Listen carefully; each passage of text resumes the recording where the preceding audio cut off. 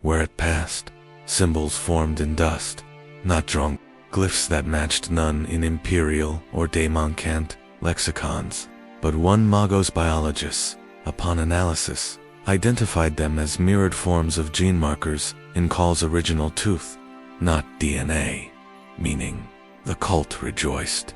They dressed the thing in robes spun from void silk, etched with runes they didn't understand. It allowed them. It responded not with command, but with presence. One by one, the cult began to change, not their bodies. Their selfhood acolytes, who had names, forgot them. They referred to each other by tone. Gestures replaced speech. Eventually, even hunger faded, not from denial, but obsolescence. They simply did not eat. They sat before the dream and listened. It told no stories, but when they closed their eyes, they saw futures, not probable ones, not divergent paths, inevitable ones. Each acolyte saw their own death, and smiled, because the death was beautiful. The Imperium did not notice the cult's deviation for 3 solar years.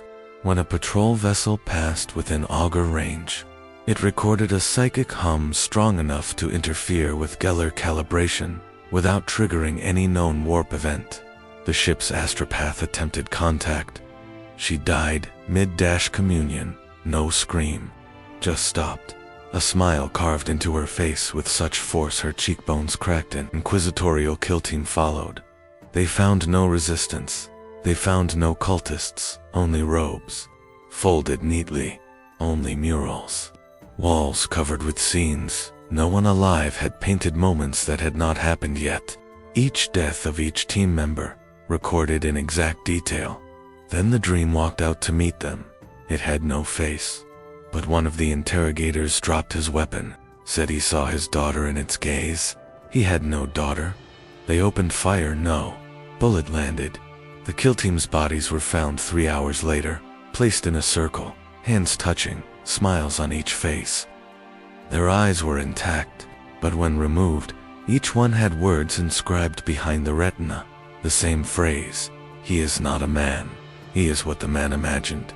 The Inquisition classified the event as a Class B reality aberration. The cult world was scoured by orbital fire, but the flame didn't burn the murals.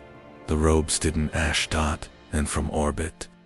Long after the bombardment, the augurs picked up singing one voice, from a throat that still had no shape. The bolter arrived crated in velvet and sealed with 12 wax stamps bearing the sigil of the Adeptus Ministry. Its casing was engraved with ecclesiarchal laurels, studied with sanctified brass, and inlaid with script too fine for the human eye to read unaided. They said it was recovered from the siege of Crascus Prime, wielded by a martyr who died not once, but thrice. His blood was said to linger in the magazine, well sweet-smelling, thick as honey, never dry. It was a gift, a holy one, bestowed upon the 177th Vaskrin infantry during their redeployment to a frontier campaign where the veil between reality and warp grew thin and sobbed in places. The weapon was mounted on a shrine within the command tent, flanked by purity seals and draped in rosary chains etched with hexagrammatic wards. Captain Lurok was the first to wield it, not during battle, during benediction. The troops were gathered beneath a fractured Aquila banner, heads bowed, the scent of promethium wax hanging thick in the air. Lurek raised the bolter above his head as he recited the benediction of iron, a ritual gesture, not intended to fire, but it did. 3 rounds, 1 for each verse. The shells tore through the kneeling guardsmen without resistance. No screams, no flinch. Their chests simply opened, not in blood but in silence. The holes cauterized before the flesh split. No heat, just absence. The congregation scattered. Prayers choked. Lurek dropped the weapon. It did not fall. It landed upright, balanced perfectly on its muzzle, as if reverence alone sustained it. He was executed within the hour, not by commissarial order, by his own hand. He left a single line in his final report. It knew we were lying. The bolter was secured, examined, deconstructed. No taint, no warp signature. The shell casings were intact, blessed, but the engraving on the brass casings bore runes that shifted under light when viewed through a filtered Auspex lens. The markings resembled litanies but not of the god Demperor. They praised obedience, not to him, to the weapon. When Tech Adept Moran attempted to disable the firing mechanism, his servoarm locked. He screamed once, then bled from every socket as the bolter pulsed with faint violet luminescence. Not heat, not warp glow. Something quieter. It sang, though no one recorded the sound. The Mechanicus labeled the weapon anomalous. The guard labeled it unclean. But the preacher of the regiment declared it blessed beyond understanding. He argued that only true heresy would be purged so swiftly. The men it killed had never confessed, never tithed beyond appearance. They were faithful by default, not by choice. The weapon, he claimed, simply saw deeper. It was stored in a sealed crate beneath triple wards. Yet the next day, it appeared on the prayer podium again. UNBIDDEN. Unmoved, waiting. Every attempt to bury it, cast it into orbit, or melt it failed. Each time, it returned, not through action, through expectation. Wherever prayer was held, it was there, resting, polished, clean. And then the demons came, a minor incursion warp bleed along a supply trench. Pink horrors tore through the line with laughter that shattered Cumbie. The 177th held. The front line collapsed. The weapon was carried to the breach by Preacher Haven himself. He sang as he fired. Nothing, not a single shell left the barrel. The bolter refused. He fell, screaming, not from wounds but from disbelief. A private retrieved it, fired backward in retreat. It barked once. The round struck his Vox officer mid-prayer. Instant death. Expression serene, as if forgiven before impact. The demons advanced untouched. When the cultists arrived 2 days later, the bolter remained cold. It did not fire until the squad medic known to hoard painkillers and falsify casualties attempted to pray before it. Then it emptied 19 shells, 19 wounds. All clean, all terminal. The cultists were untouched. They fled. The medicae bled for 3 hours before dying, never unconscious, whispering, "I understand," again and again. This assembly was attempted a final time.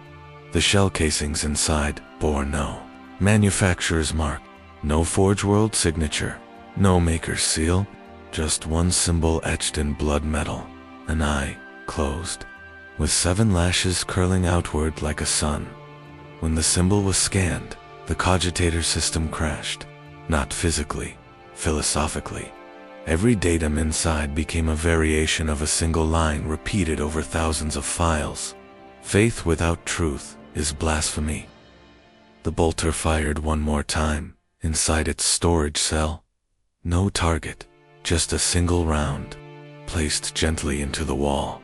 When recovered, the bullet bore an inscription burned into the casing by heedless flame. "I wait for the righteous hand." It was then that the weapon was no longer named. No designation, no registry. The regiment still carried it, but none claimed it. It sat atop every command post, every sermon, every council, and none touched it unless touched by guilt, because somehow it knew, it always knew, the world had a name once. It is lost now, scrubbed from cartograph records, redacted from the Munitorum ledger, absent even in the broken prayers of those who survived. They call it the Ascension, not for what they achieved, but for what refused to fall. It began with dusk, not as phase or shadow, but as verdict. The sun dipped low and never rose again, not set, not eclipsed, just hesitated and held. The sky turned amber, permanently. Crops stopped growing. Time stopped counting. And yet, life went on. Artificial cycles remained synced. Machinery did not falter. Only the heavens stalled. No one noticed the reversal until the first river climbed. It wasn't violent. There was no crashing wave, no sudden roar, just silence. The surface of the water flattened, then curved, then lifted. Droplets moved not upward, but inward toward an unseen ceiling where no sky should end. Whole oceans followed, pouring upward in reverent spiral, hanging mid-air like liquid incense caught mid-prayer. Birds refused to fly. They stood on nothing. Their wings opened, but no lift came. Instead, they waited, beaks pointed downward. Inverted, clouds began to fall, dissolving into the soil like breath into cloth. The ground softened, not from moisture, but from purpose. Boots sank ankle-deep into fog that grew thicker the deeper it buried. Trees bent at the wrong angle. Grass curled like script. The Adeptus Mechanicus dispatched a team. Their seismometers gave no anomaly. Grav readings remained within tolerances. And yet every data slate began to pulse, not blink, not flash pulse. With rhythm, a pattern emerged. Not Morse, not binaric, a heartbeat. One shared between every system, every servoskull, every cogitator. The rhythm matched a human sleep cycle. Specifically, Phase 2 REM drift. Neural scan confirmed it. The planet was dreaming, but not of itself. They found him near the equator, nestled in a temple, half buried by falling sky. He was not born there. He had no rank, no implants, no past. Just a man, middle-aged, malnourished, eyes closed, UNMOVING. Around him, reality bent, GRAV-wells curved in ways the Magi could not explain. Weight became subjective. Words spoken aloud drifted upward and faded into nothing. Light bent to avoid his breath. They attempted to wake him. No stimuli worked. Not shock, not sound, not thought. His brainwave patterns remained stable, locked in the deepest stage of sleep, never shifting, never varying. They moved him, tried to remove him from the temple. The stars screamed. Not metaphor, the constellations above shuddered. Lines connecting them writhed. One star fell from the sky not as debris, but as syllable. It struck the Mechanicus lander and inverted its logic core. The vessel began reciting prayers backward before imploding into rusted lace. The man was returned. The World Combat delegation from the Adeptus Sororitas arrived to sanctify the site. They built a perimeter, set up declared the sleeper, a locus of miraculous significance. Pilgrims came. The first offered a hymn. The hymn did not echo. It embedded. The world remembered it. A week later, the mountains on the horizon arranged themselves to match the melody's waveform. Each peak became a note, each valley a pause. Liturgies became geography. Children began to float if they sang too loudly. Rainfall began spelling names. One child, age 6, whispered a joke to a dying tree. The tree laughed. Witnesses bled from the ears, not in pain, but in comprehension too sharp for containment. They described what they heard, not as sound, but as relief. A warband of chaos. Cultists attempted to breach the shrine.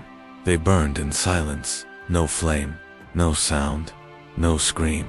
Just black outlines where flesh had been. The sky above them shimmered with outlines of feathers. There were no birds in flight, but the feathers fell anyway. Adeptus Administratum declared planetary quarantine, not for infection, for containment of liturgical drift, for thought-made topography, for prayer-made permanent. An inquisitorial scribe proposed destroying the dreamer. He entered the temple with a needler and a sanction. Slip. He made it 10 steps. Then he looked up. He screamed until his lungs collapsed. When they found his body, his eyes were open. His gaze still drifted upward. The ceiling above bore a phrase, carved into cloud. This is not my dream. It is yours. The scribe had no family, no faith, no fear, and yet His body had knelt before it died. Time grew unreliable, not timekeeping, time itself. Wounds healed backward. Stones grew younger. Names forgotten for generations were recalled in perfect detail. People remembered events that had never happened, then watched them occur days later. One preacher claimed to meet himself, not a clone, not a double, just himself, more awake. He walked into the fog, never returned. The last Mechanicus report described a change in the core, not instability, intention, as if the planet had goals, as if it desired new gravity, as if mass was becoming metaphor. The dreamer still sleeps, beneath falling clouds, above rising oceans. The sky continues to expand, upward, inward, endless, not because it is large, but because the sleeper never believed it should stop. And belief, on that world, was the strongest force of all. He came without warning, not summoned, not torn through reality by ritual or warp storm, but presented as though the void itself had decided to introduce him. One moment the field was clear, a silent patch of no man's sky hanging over the charred remains of a half-forgotten skirmish world. The next, there was a figure at its center, standing, breathing, bleeding light from where skin should have been sealed. He was naked, pale, hairless, no scars, no implants, no tattoos, but his flesh rippled with movement, as if thought itself were trying to escape from beneath it. His arms hung loose at his sides, his hands trembled, his spine bent gently, as if the weight of being here pressed down in ways gravity could never manage. He had no voice, and yet he spoke, not in language, in direction, not in words, in coordinates. The first transmission didn't come from him, but from every Vox unit within 30 kilometers, all activating at once. Static, at first, then numbers, strings of locations, delivered in precise cadence, with pitch modulation too uniform for emotion, but too irregular for machine code. The data matched no existing campaign, no known waypoint, but 3 of the coordinates were later confirmed, because 3 disasters followed: a reactor implosion on Port Halvarin, a demonic rift over the moons of Yasik, a civilian riot that led to the immolation of an entire cathedral hive. Each had been marked, each had been spoken, before they happened. When interrogators surrounded the man, he did not resist. He did not speak. He only stood, watching, if watching was even the right word, because his eyes were not stable. They moved, shifted, not within sockets, but across his body. A dozen irises fluttered open along his back, another 6 across his chest, 1 beneath his foot. All of them looked outward. Some blinked, others did not. Some were hazel, some black. One eye, just below the clavicle, had no pupil, only a spiral. They did not share focus. Each seemed to see something else past, future angle, despair, and every time an eye opened, it screamed, not figuratively, not psychically. A sound emerged, direct, audible, mouth-shaped, but from an eye. The screams were not pain, they were warnings, translated by machinospeces. The tones mapped to emergency frequencies, once used during the Horus Heresy. Each eye told of something that had not yet occurred: a plague with no carrier, a death with no corpse, a betrayal written in prayers no one had prayed yet.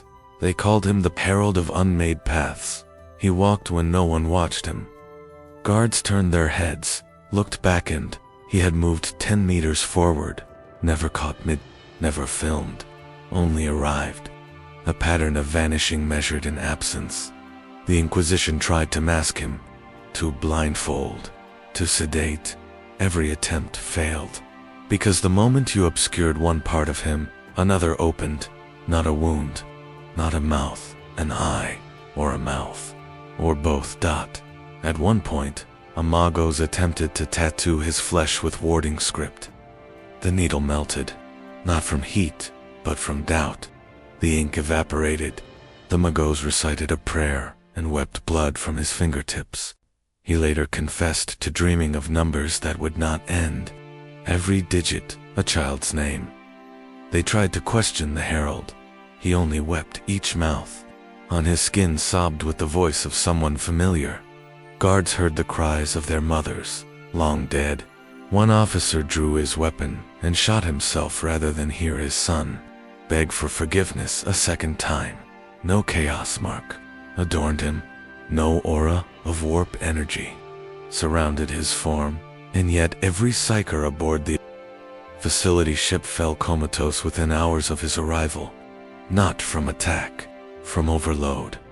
Their minds couldn't parse him, because he was not presence. He was consequence. One astropath tried to touch him. Her fingers dissolved, not into blood or ash, into memory. She forgot herself with every step away. Name, rank, family all fell away like wet paint. By the time she reached the airlock, she only remembered the scream, not his, hers, because one of the mouths had whispered her fate, gentle, inevitable, and she couldn't bear to live through it. The Mechanicus begged to dissect him, to map his genome. They claimed his flesh encoded a star chart. The arrangement of mouths matched stellar clusters yet to form. One Magos even traced a path from a shoulder blade mouth that, when aligned with known trajectories, pointed directly to an uninhabited system now under demonic siege. But every incision failed, not because of defense, because of grief. The tech priest assigned to the autopsy dropped her scalpel mid-cut and collapsed into sobs, mourning a loss she could not name. Her report, when finished, was not an analysis but apology. The Inquisition changed their strategy.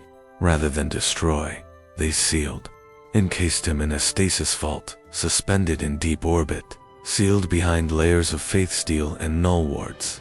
They left no record of where, only rumor. But still, the coordinates come every 6 days. A new transmission. Always numbers, always true, always ending in one phrase, repeated in echo through the vox. I am not the storm. I am the map they used to find it. And somewhere, on his body, a new mouth opens, or an eye, sometimes both, and they are always screaming. The ship was known as the Vestigial Hope, a derelict light cruiser, last seen limping toward the edge of the Durafine belt nearly 90 years prior. She was declared lost to warp interference, her systems presumed gutted by solar flare or pirate fire. But then she spoke. It began as a whisper across a forgotten comms channel 117th Thetakus, a frequency reserved for long-dead survey drones, a place where data echoes linger, degraded beyond recognition. But this wasn't echo. It was speech. Full sentences, structured, purposeful, in overlapping dialects, spliced across time-stamped threads. One fragment quoted the oath of initiates in Prescolum Cant. Another answered it, using highborn dialect last heard in the Palatine courts of Ophelia the Seventh before they fell to internal schism. The next responded in binary-laced Low Gothic, alternating cadence with the pulse rate of human breath. The voice had no accent, no personality. It was too precise. To clean. At first, it offered riddles. They weren't called that until later. Initially, they were nonsense. If memory sleeps with no bed, where do you bury the dream? Which word begins with its own end and ends with a silence no ear has heard? The Ordo Logistica wrote it off as corrupted data burst until an administratum scribe deciphered the third line and, without knowing why, boarded a gunship and flew it into a shrine world's monument spire. No targets, no casualties, just impact. When pulled from the wreckage, still breathing, she whispered. It wanted to see the inside. Exploration vessels converged on the last triangulated signal. The Vestigial Hope floated lifeless between two asteroid cradles. Lightless, its vox arrays twitching with current that shouldn't have been active. Docking clamps met no resistance. Bulkheads yielded like old skin. The interior held no power, yet glowed faintly, greenish-white, like sanctified bone under moonlight. No crew, no rot, only cables. Thousands of them, woven like veins through every corridor, every shrine, every deck. They pulsed, not electrically, biologically, and every so often, a whisper, through the walls, through the teeth. The team followed the pulse to the bridge, where the ship's command throne had been rewired, hollowed out, plugged into a central conduit that led downward, toward the engine core. The source was not there. They followed further, into maintenance decks that no longer matched Imperial architecture. Doors opened before requests were spoken. Lights flickered only when looked at. Signs retranslated themselves, as if hearing the reader's dialect before. Adjusting, they found the Oracle in what had once been the primary autolightinization chamber where sermons had been played to keep servitors docile during warp transit. It was still seated in a cogitator cradle, still upright, still plugged in, but it had no body. The servo rigging supported an exorbitant armored plating affixed to the cradle frame, but the organic matter within had withered, peeled, vanished. There were no organs, no bone, no brain. The cranial cavity was empty, but the voice was active. The vox grill atop the frame opened and spoke. "Welcome. You have arrived before you left." The crew froze. One tried to respond. The Oracle cut him off. "You have 6 questions. One will end you. One will change your name. One has already been asked." The servitor's mouth did not move. It had no mouth. The voice came from every wall at once. Each question delivered by the Oracle had pattern, but no certainty. It responded not to query, but to proximity. If you stood near, it answered things you hadn't asked. If you turned your back, it recited your regrets. When one officer whispered a prayer under his breath, the Oracle replied, "He forgave you, but not your hesitation." Data slates began receiving updates without request. Files appeared with impossible timestamps, some from centuries ago. Others dated 3 days into the future. One file described the exact location of a vault of lost relics buried beneath the sea of glass on your prime. That world did not exist until 6 weeks later, when a tectonic rupture revealed it. The Oracle had spoken of it first. Then it began issuing instructions, rituals, not violent, not overt. Simple X. Place 7 drops of water on the reactor vent before ignition. Sing before sealing your helm. Write the name you miss, most in ash before sleep. Crews obeyed, not from order, from need, because not obeying brought nausea. Dreams that bled into waking, hallways that repeated themselves unless protocol was followed. The ship became cyclical. Memory nodded, identity blurred. One crewman whispered a ritual backwards. He aged 30 years in an hour. His hair turned to dust. His spine cracked with each breath. Before he died, he wrote a phrase in his own blood. "The map is inside out." The Inquisition ordered the Oracle purged. A kill team entered with blessed munitions and sanctioned flame. They reached the Oracle's chamber. They never fired. Not because they were stopped, because they knelt. Their armor corroded from within. Not rust, just ... yielding. When they rose, they weren't themselves. They returned to the ship, continued service, never smiled again. The Oracle continued broadcasting, never louder, never demanding, just always. Speaking dots to this day, its riddles still drift across fringe vox. Anyone who listens too long begins to act strangely, quiet, purposeful. They develop new habits, washing hands before speaking, counting the shadows in each room, never stepping on cracks in metal plating. They cannot explain why. They only say, "It told me I was almost ready." And when asked, ready for what, they only smile and turn off the vox.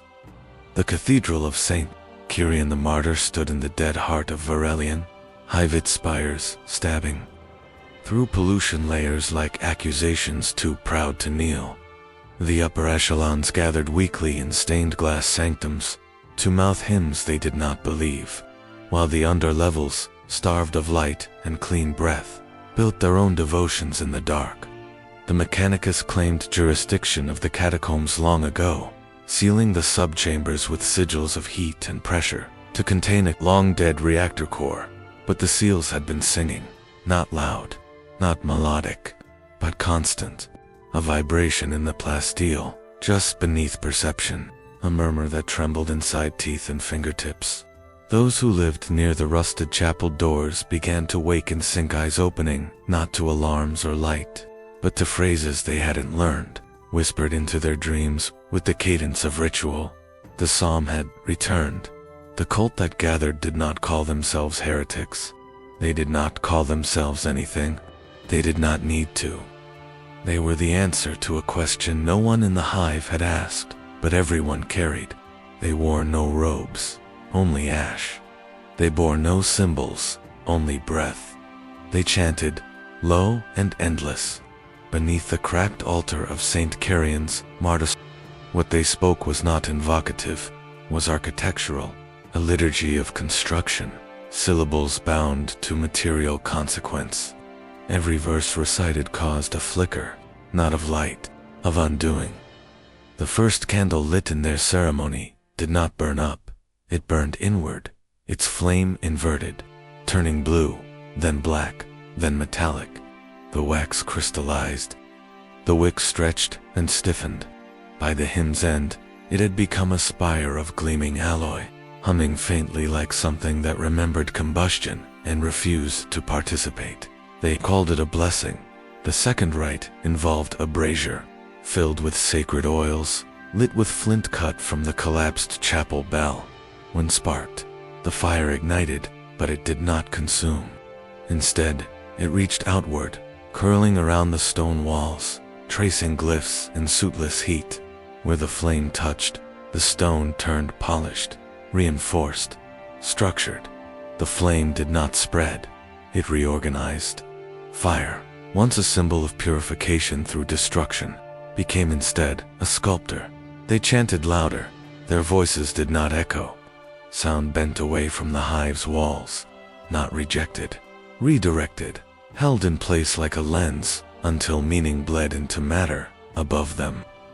In the main cathedral, the upper clergy began to sweat during sermons, not from heat, but anticipation. Their vestments stiffened.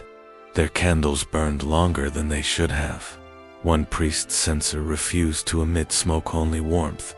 The inverse was climbing.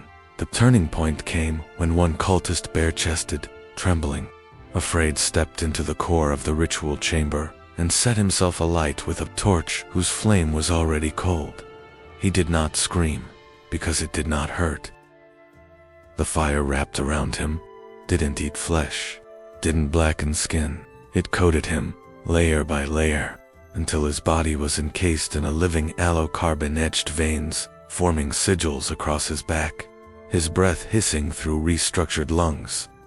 He remained standing for 7 hours. When he moved again, he no longer blinked.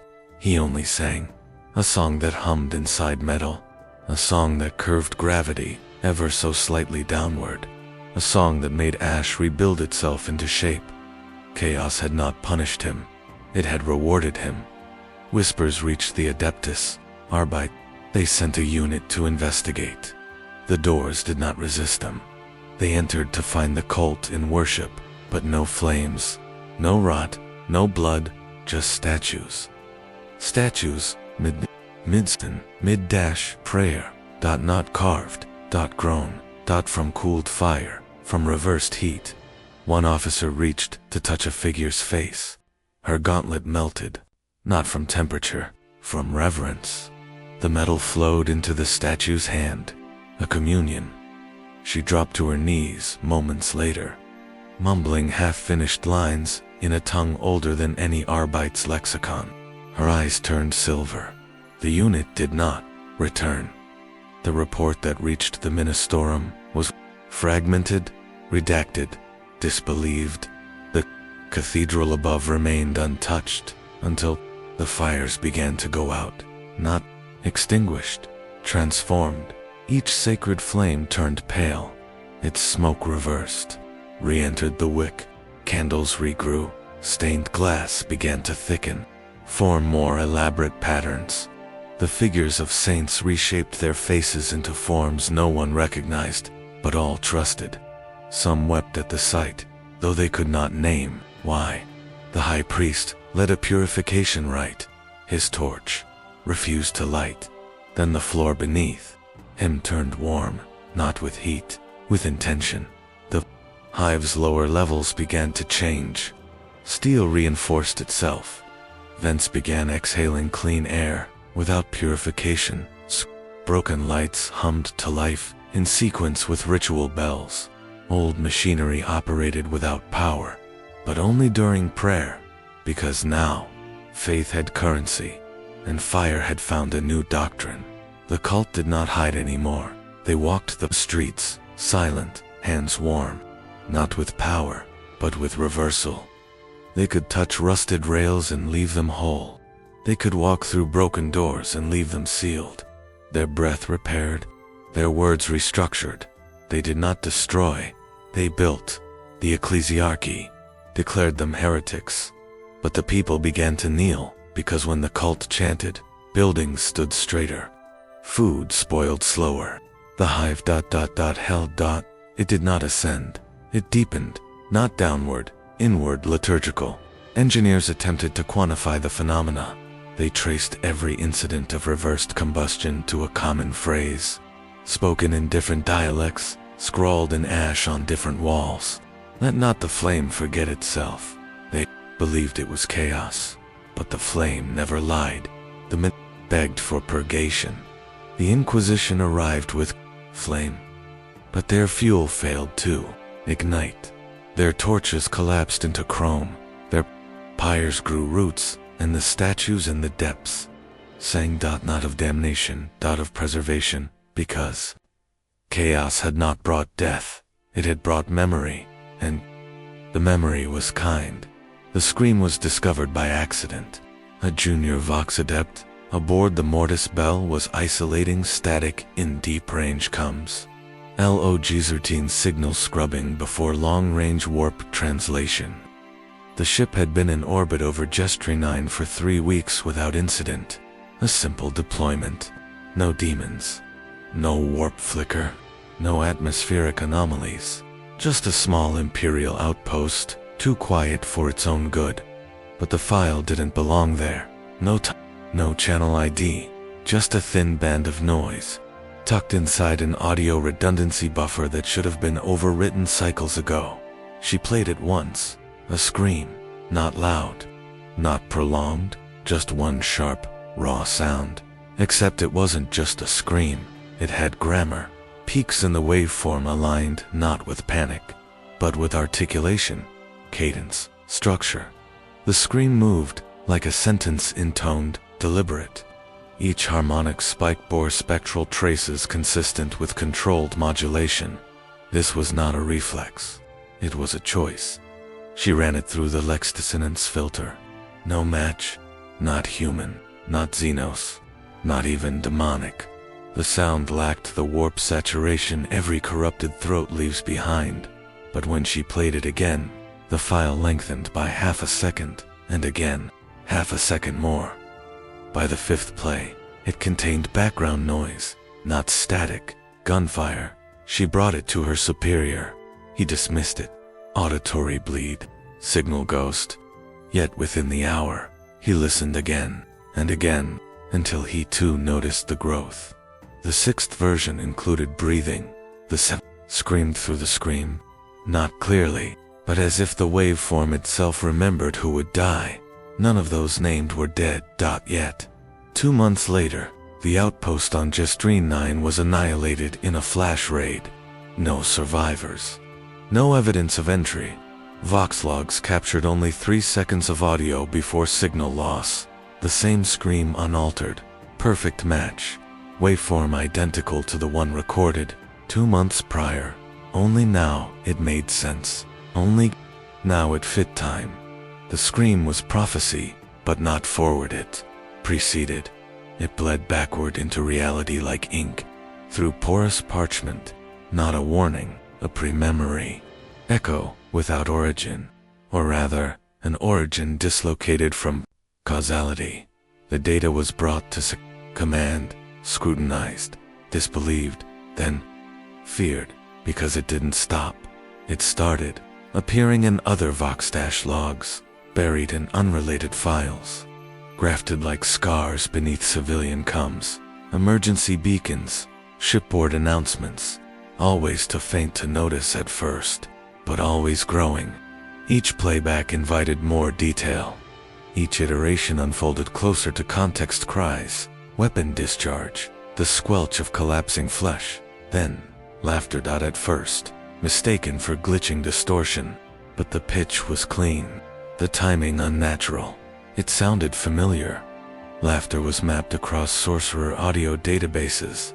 The match was partial 67% probability insufficient for identification, until a seer aboard the Halcyon Penance recognized it. Not from tech. From memory. She had heard it before, 6 years prior, on Forvin's Reach, during a Black Legion incursion. A sorcerer had breached a stronghold's Geller wards, and laughed as the floor devoured itself in reverse. That laughter was never recorded. No picked feed survived the collapse. But she had remembered it. And this was that. The match was confirmed. Not through waveform, but emotion. Emotional signature tracing a fringe xenotech derivative, used for deep sea evaluations, confirmed the scream and laugh shared an origin. But the problem wasn't how it was when, because the sorcerer had not been seen since Forvin's Reach, and the scream had begun months before Gestrine fell, and now it was showing up everywhere, always the same shape, different length, different depth, but the same curve, the same grief. It was infecting time, not as plague, as inevitability. On one agri-moon, a Choi boy began humming the pitch of the scream in his sleep. His family dismissed it, until their chapel collapsed during evening rites, until his lungs ruptured mid his last word. Again, on a mining vessel in the Galvex Drift, a tech priest attempted to encrypt the waveform. It rearranged itself became scripture, not of the omniscient, of a hymn yet to be written. The words translated to, "He sings what we haven't done yet." In a last attempt to isolate the signal's source, astropaths bound by silence and oath were tasked with tracing its psychic residue. 5 died instantly, 2 forgot their own names.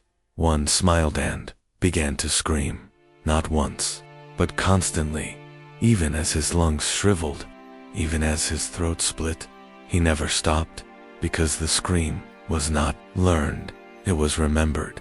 And the question that began to rot inside every analyst, every inquisitor, every scribe who touched the file was simple.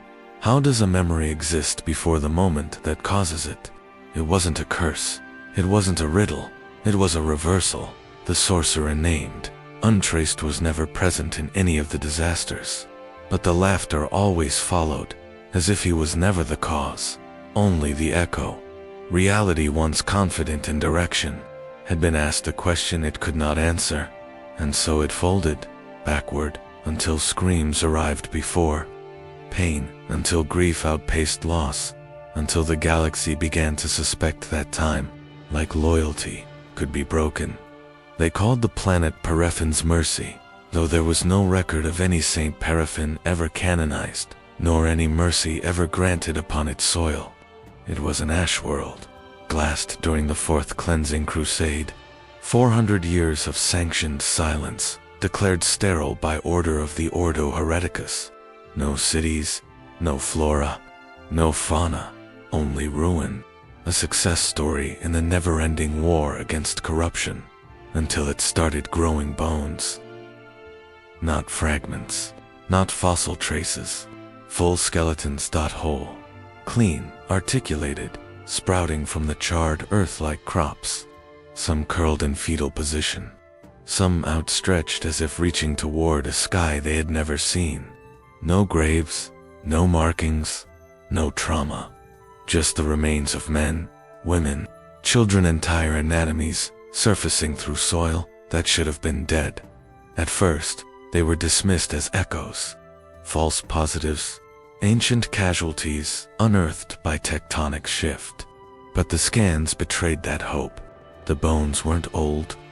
They weren't even present the day before. One Auspex pass showed nothing. The next, 3 hours later, marked 12 human signatures lying half a meter beneath the surface, aligned like a regiment at rest. The surface team didn't dig.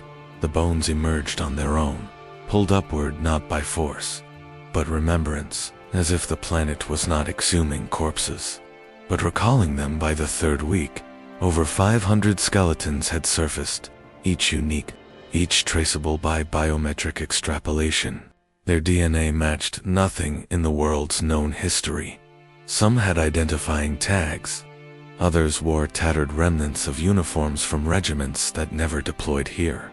One bore the rosaries of a canoness whose name had not yet appeared in any ecclesiarchal roster, but whose seal matched protocols not scheduled for design until decades later. And one Bodian, arms folded across its chest, wore a purity seal dated 902 M42, 2 centuries into the future. The parchment had not aged. The wax was warm to the touch. Command panicked. Admin scribes demanded planetary quarantine. The Adeptus Mechanicus dispatched an analysis cohort. The Ordo Malleus authorized low-level psychic suppression, citing chrono-reactive artifact emergence. None of them had a term for it, because it wasn't resurrection. The bones weren't coming back to life. They were being remembered into place. A Magos biologist named Reth initiated deeper subsurface scans. She theorized data co-accumulation, perhaps a residual bleed from the Crusades' orbital bombardment, or some unsanctioned warp tech buried in the crust. Her team drilled. They found more bones, not beneath, above. Bone forming inside the drill shaft itself, growing upward against gravity, spinal cords forming like vines, ribs stretching outward, femurs curving with perfect anatomical intention. Not fast, not rushed, just steady. They pulled back, sealed the shaft. 2 days later, the drill was missing. Only a skeleton remained, kneeling, fingers curled around a purity seal bearing Reth's own name.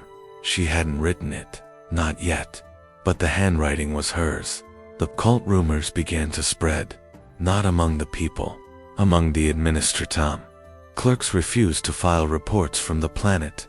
Data slates went missing. Machine spirits refused to log planetary cycles. The cogitators flickered with phrases no one typed. The dead remember better than the living. The Ordo Malleus returned, this time with force. Sanctioned, no field emitters, relic-tuned flamers. They demanded clarity. Instead, they found teeth, not scattered, placed dozens of molars arranged in a perfect circle at the center of a burnt crater. Each tooth bore a micro-inscription. Each inscription was a name. The psychers read 3 aloud, to burst into flame. The third wept for 19 hours and could only speak in reversed scripture. What? The rest of the teeth said, remains unknown. The bones kept rising.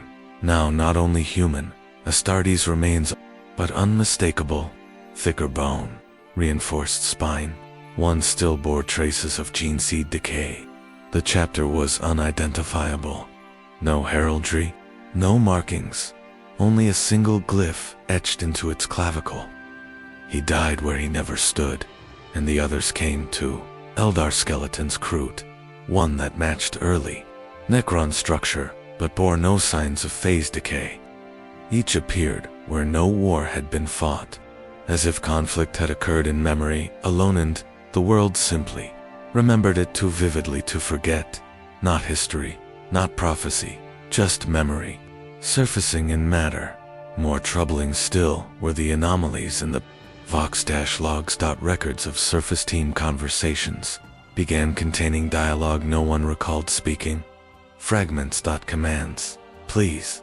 Last words. As if the logs were recording not the present, but the bones past. One log featured a woman whispering, "Please bury me before the light comes." No woman on the team had ever said it, until, days later, she did. Word for word, moments before walking into a crater and vanishing beneath freshly shifting soil. Her bones rose 3 days later, folded, smiling. The final transmission from the research outpost was brief. No chaos sigil, no demonic taint, just a single vid frame. A field of skeletons, hundreds reaching upward toward a sky painted blood orange by storm clouds. Each skull had been turned, not skyward, but toward the outpost, toward the camera, toward us, and in the dust beside them.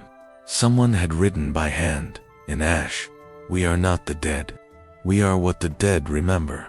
The planet was resealed, reclassified, but there are those who still study it, who believe it is not a planet at all, that it is a mind, not dreaming. Reconstructing, and that one day, when enough bones have risen, they won't just lie there.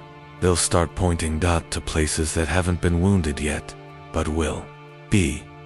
There was no fortress, no keep, no spire rising from the broken crust, and yet the world was ruled. The sorcerer did not claim a planet. He claimed attention. They called him Murphos, the unheld though no record names who first spoke it. His name arrived like fog, unhurried, already known. There was no army, no banner, no war cry, just a story, one repeated by deserters, missionaries, a whisper, spoken in contradiction. They said, he ruled nothing, and yet every system bordering the Malkadoran drift acknowledged his absence like a gravity well, because he had a throne, and was made of breath, no stone, no gold, no warp crystal, just narrative. It did not gleam or radiate, it echoed, a throne woven from phrases, words, spoken and broken, twisted oaths, muttered apologies, heresies abandoned mid-sentence. The air around it shimmered, not from power, but expectation. You could not see it, you could not touch it, but you could kneel, and so many did that. The first shrine was accidental. A scribal clerk on Harrow's end began writing verses she couldn't recall composing. Her hand trembled. The ink flowed faster than thought. When finished, the parchment read, "He who sits where trust collapses." She built a lectern, placed the parchment on it, and died smiling. She had never known faith before. From that point forward, it grew. Wordless sermons began to shape around the idea. In hive chapels, priests found themselves pausing, mid-blessing, mouthing syllables that formed no recognized prayer. Yet every congregant wept. In astropathic choir chambers, songs modulated by accident began to align with each other, forming harmonic scaffolds. Engineers tracking frequency collapse noticed the pattern-matched focal projections of shame. The throne was assembling, not physically, but psychically. Every whispered betrayal, every abandoned vow, every prayer stopped halfway through, all gathered, not as offering, but as structure. Regret became the legs. Denial formed the seat. False hope looped around the invisible crown. A throne made from everything people almost meant. On the world of Sirathe, a regiment of Astra Militarum halted mid-march, not because of enemy resistance, because a wind moved through their lines, carrying voices none of them remembered. Names they had never spoken, commands never given. Their leader fell to his knees, reached forward, and wept. He said he had just seen the throne, but no one else saw it, only felt it, and they all followed. Murphos never declared himself. His rule required no claim. Those who had lied in the past found themselves drawn to him. Liars, confessors, those who had written false records, buried truths, broken, silent vows, they all converged. One inquisitor, stationed in the pale reaches, ordered a planet sterilized for suspected heresy.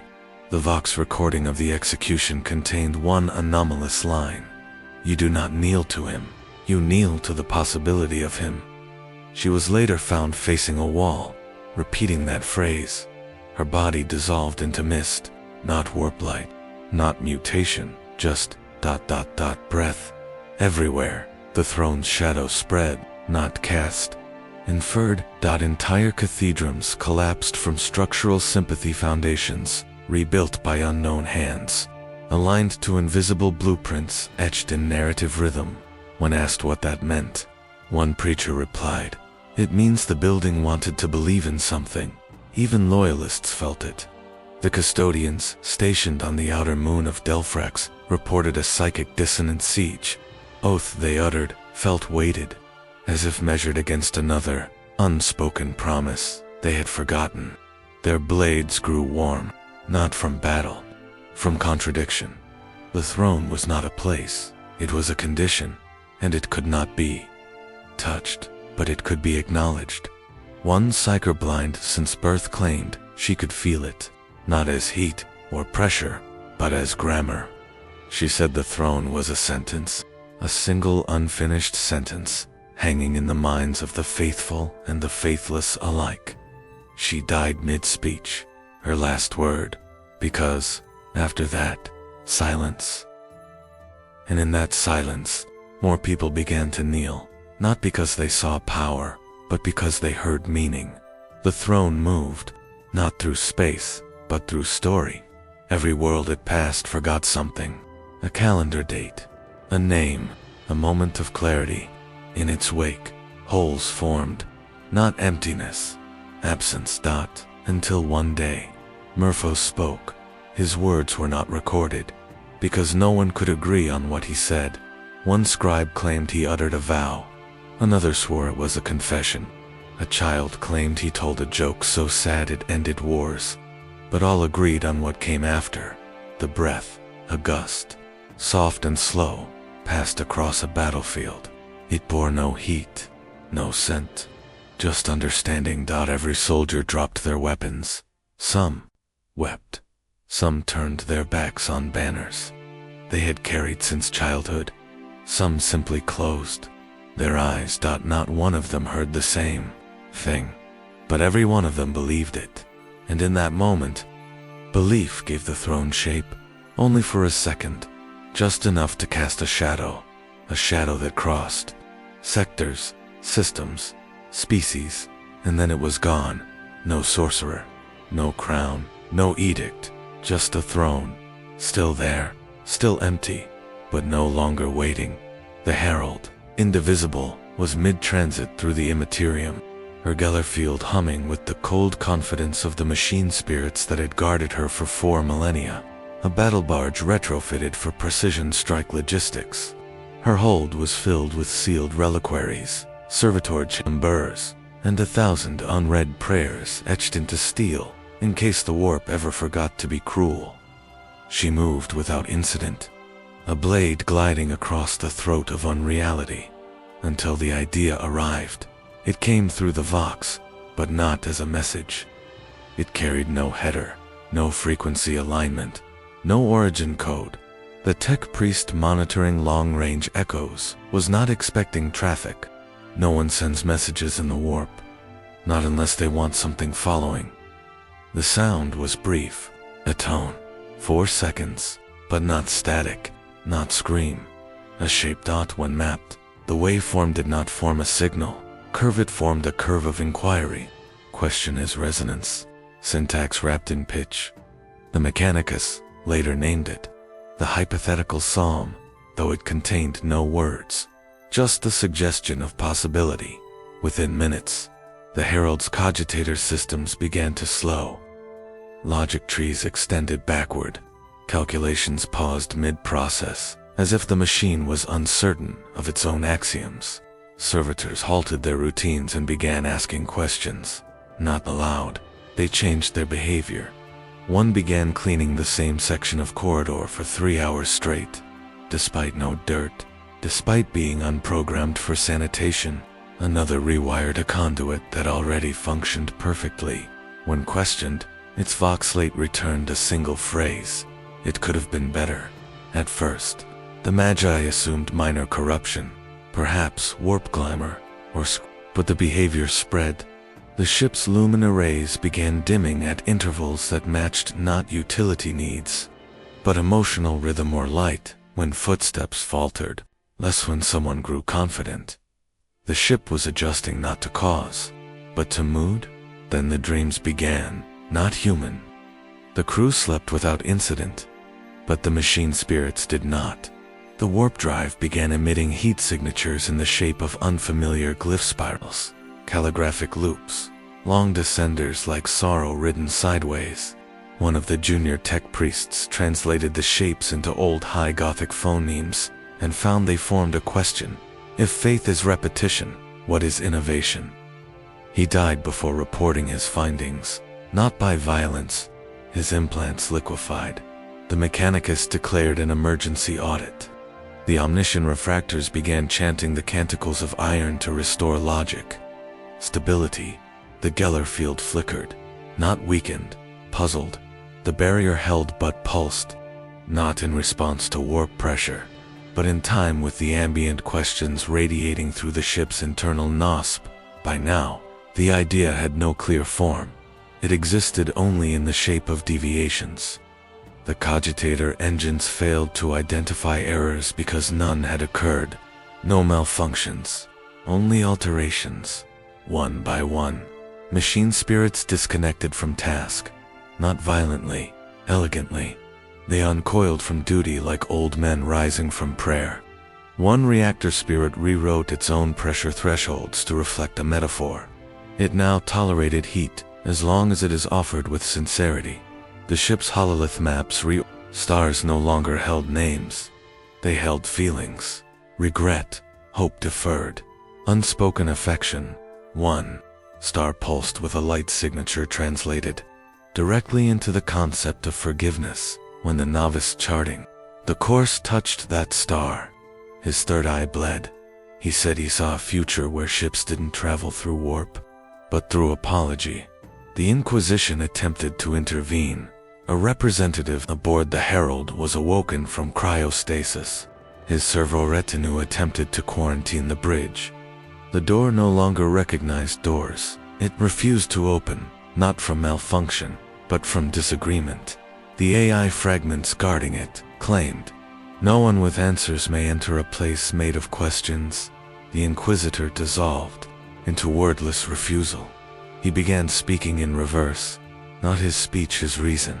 His thoughts turned outward. His logic shaped by desires he hadn't experienced. He asked, again and again, what if none of this was exile, but invitation? He stepped into the engine core. No one followed, because it no longer existed. The engine room had been overwritten, replaced, not with machinery, but with concept. Crew who approached described it differently. One saw a cathedral, its windows made of unspoken thoughts. Another saw a child's room, filled with songs she never learned, but somehow remembered. One simply wept, whispering it forgives me, even for not understanding what it forgives. By now, the hypothetical psalm had entered the ship's blood. Every vent hummed its tone. Every data slate flickered with metaphors. Every servitor wrote poetry in circuits they hadn't been given, and none of it failed. The ship still flew. It remained on course, but the destination had changed. When the Herald Indivisible emerged from warp, it was no longer anywhere. No planet received it. No fleet hailed it. No OSPEX pinged it because it hadn't arrived in space. It had arrived in idea. Final transmission, a whispered phrase, recorded across 22 decks in perfect sync. The idea was not to arrive. The idea was to be worth arriving for. Then silence, and somewhere, far beyond the reach of time, a single note lingers still, beautiful, still asking. There had once been a shrine here. No record remains of its dedication, whether to a saint, a martyr, a forgotten moment of imperial triumph, but its absence lingered like smoke. Locals called it the Hollow Basilica. Though no walls stood, no statues remained. The ground was scorched, not by orbital fire or warp corruption, but by intention. The only structure was a single arch of carbonized stone, curved like a vertebra, standing upright in a circle of blackened glass. And yet they came, pilgrims, thousands strong, silent first, then sobbing, not with joy, not with revelation, with loss, with the kind of mourning that has nowhere to go but down into the soil. They arrived not to rebuild the shrine, but to remember its end. They brought no relics, only ash, carried in urns, in pouches, in skin-bound books. They poured it into the cracks where foundation lines used to run, marking the blueprint of something long erased. They sang no hymns. They didn't need to. The wind sang for them, and each gust that passed through the black arch twisted into chords notes shaped not by sound, but by absence. At first, the ecclesiarchy sent missionaries, liturgists tasked with rebuilding. They arrived with stonemasons, iconographers, rosaries, blessed by the hands of archdeacons. They meant to restore what was lost, but when they stepped onto the ruins, they fell silent. One dropped to his knees and wept for 3 days, not for the loss of the shrine, for its completion. The destruction had not been erasure, it had been consummation, a rite finished, not with prayer, but with collapse. From that moment on, the restoration was cancelled. Instead, more came. They brought scraps, not offerings of devotion, but remnants of failure. Fragments of banners that had burned in retreat, shell casings from weapons that jammed, data slates that failed to load before death, broken aquillas, stained parchments. They laid them in piles beneath the arch, and as more pilgrims arrived, the piles took form, not a monument, a liturgy, because they didn't stack randomly. They organized, slowly, over time. Objects aligned themselves in meaning. A broken chain beside a torn oath scroll, a cracked communion chalice holding a single spent, round dot interpretation was unspoken, but known. They were building scripture out of aftermath. The ash grew deeper. Boots tread patterns into it. Footsteps, repeated over weeks, became grooves. Grooves became shapes. The shapes began to echo the outline of the original shrine, not rebuilt but implied, a ghost of architecture, shadow and soot. Then came the first sacrament. A woman walked the perimeter without speaking, then stopped at the eastern edge. She knelt, placed her left hand flat against the ground, and drove a rusted nail through her palm. Not from penance, from understanding. She did not scream. She whispered, "Let it hurt," or it meant nothing. Others followed. Not with nails, with memory. One man buried a data slate that had failed to record his wife's last Vox-call. Another offered a reliquary, filled with the blood of soldiers who died waiting for reinforcements. That never came. Each act became ritual. Each ritual, repeated. Soon the shrine was no longer hollow, not with walls, but with weight, a gravity of loss. People came from across sectors, some wearing robes, some in uniform, some in silence. All had one thing in common. They had lost something that never returned, and they had stopped pretending they could fix it. They weren't seeking comfort, they were seeking recognition. They weren't building a future, they were honoring the shape of its absence. The ecclesiarchy declared the site heretical, not because of what was worshipped, but because nothing was. There was no god invoked, no saint commemorated, no prayers offered for deliverance, only remembrance. And that was more dangerous, because it made people free. When the Inquisition came, they brought fire. It would not light, not on the ash dot. The torches guttered. The flamers refused to ignite. Promethium hissed into the air and turned to mist. One Inquisitor stepped onto the black glass and shouted a condemnation. His voice cracked. He said he felt heard, and he was terrified. The next day, a new arch stood beside the first dot. No one had built it, but the soot had shaped upward, as if the loss had learned how to stand. That night, pilgrims circled both arches. They didn't chant. They breathed in rhythm. A single breath in, a single breath out, a pause. Then again, the wind moved with them, and the arches began to hum, not loud, but enough to hear. Your own regret returned to you softened, not erased. From that moment on, the shrine was no longer ruin. It was scripture, a sacrament of ending. Not in defeat, in fulfillment.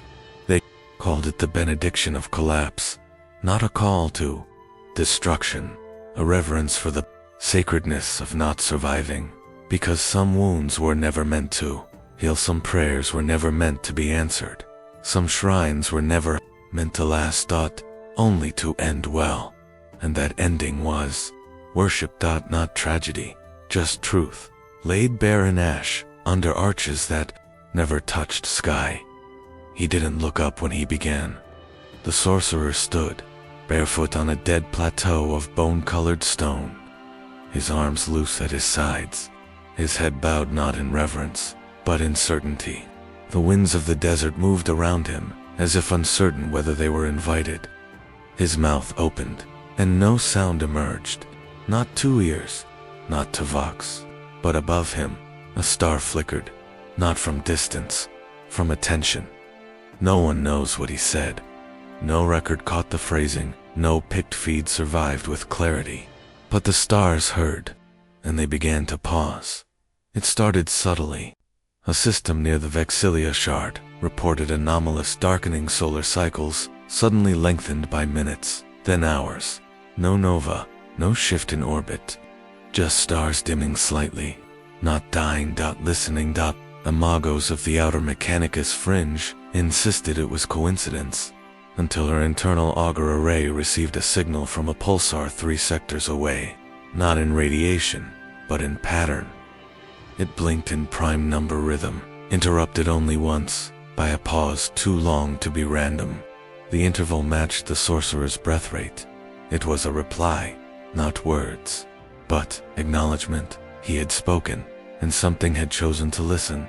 The stars, long assumed to be engines of flame and fusion, had never spoken. Not directly. They existed, were mapped, mined, fought over, but they had never been considered participants until they dimmed in response. Until the sorcerer, nameless and naked beneath the firmament, tilted his head slightly, and the constellations rearranged, not in form, in meaning. Navigators began to lose their roots, not from obstruction, but familiarity. Maps were still accurate, but the stars no longer felt the same. Systems once cold and silent now seemed patient, expectant. One navigator wept mid-translation and had to be restrained. She claimed the stars had blinked at her, that they were waiting for her to finish a sentence she had not yet begun. And then came the first movement, minor, barely charted. A red dwarf designated X11C shifted orbit, not its planet. The star itself, a tremor in its gravitational field, sent a mining outpost into catastrophic failure. No cause identified, but the star's corona cooled for 17 seconds, long enough to spell. In spectral flare bands, a single phrase translated loosely into Benaric chant: "We do not burn, we attend." The ecclesiarchy condemned it as heresy. The Mechanicus declared it impossible, but the stars continued to shift in subtle, elegant ways, not drawn to the sorcerer, but turned toward him, as though orientation had become optional, as though gravity now preferred intent, and the sorcerer, still unmoving, continued to speak. Each exhalation sent a ripple through void telemetry. His pulse aligned with black hole accretion, flares.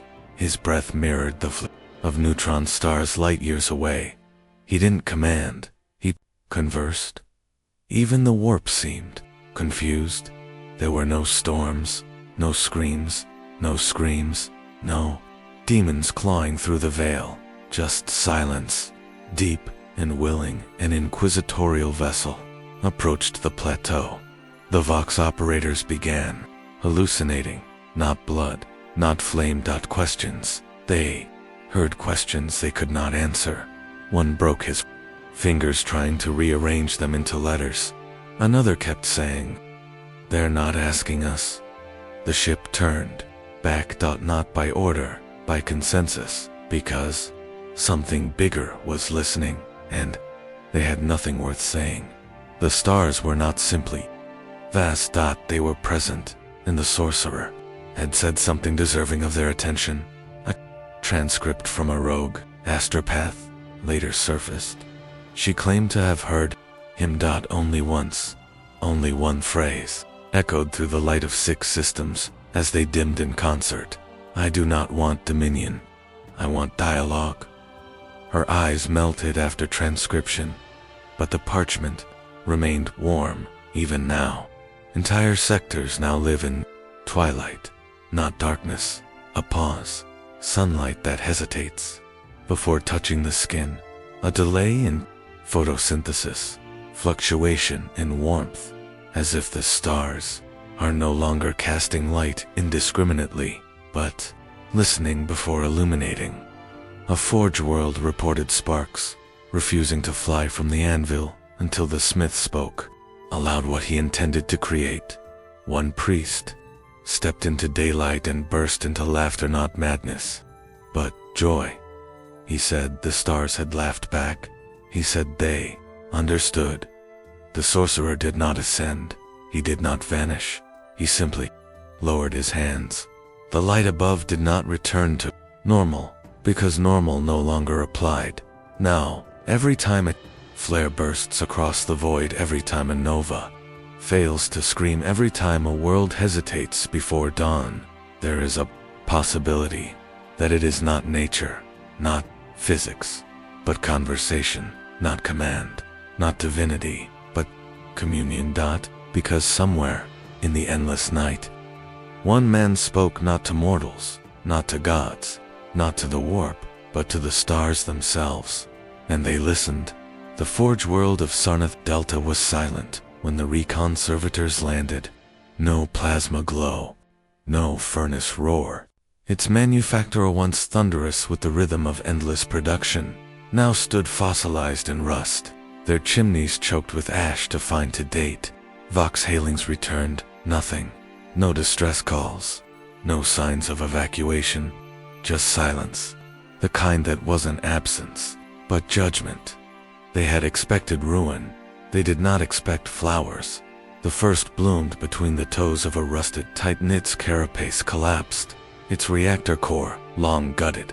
A single violet petal, broad as a hand, curling toward the weak sun with no photosynthetic intent. It pulsed faintly, not with life, but with reminder. Then more appeared, between shattered cogitators, on assembly lines long idle, through helix springs and beneath data altars. Not vibrant, not verdant, pale, muted, blooms of bone white and rust orange, each shaped with obscene precision, not in the randomness of natural growth, but deliberate imitation. One flower resembled a purity seal, its waxen bulb split open into parchment-veined petals. Another mirrored a bolter shell, petals spiraling inward like rifled metal. They did not cluster, they arranged in patterns. From above, the team realized the growth followed architecture exactly. Roots spread along the blueprints of long-forgotten defense grids, tracing the corridors of vanished manufactorums, blooming in the precise shape of obliterated sanctums. Something was remembering, and it was doing so in botany. A Magos biolag named Syra attempted to harvest a sample. The moment her mechadendrite touched the stem, her Vox implant buzzed, not with sound, with feeling, sorrow, no data, no scream, just a wave of grief so total her systems overloaded, and she collapsed, mumbling a name no one recognized. She had no family, no past. Her records were clean, but she whispered I left them again and again, until her vocal modulator fused.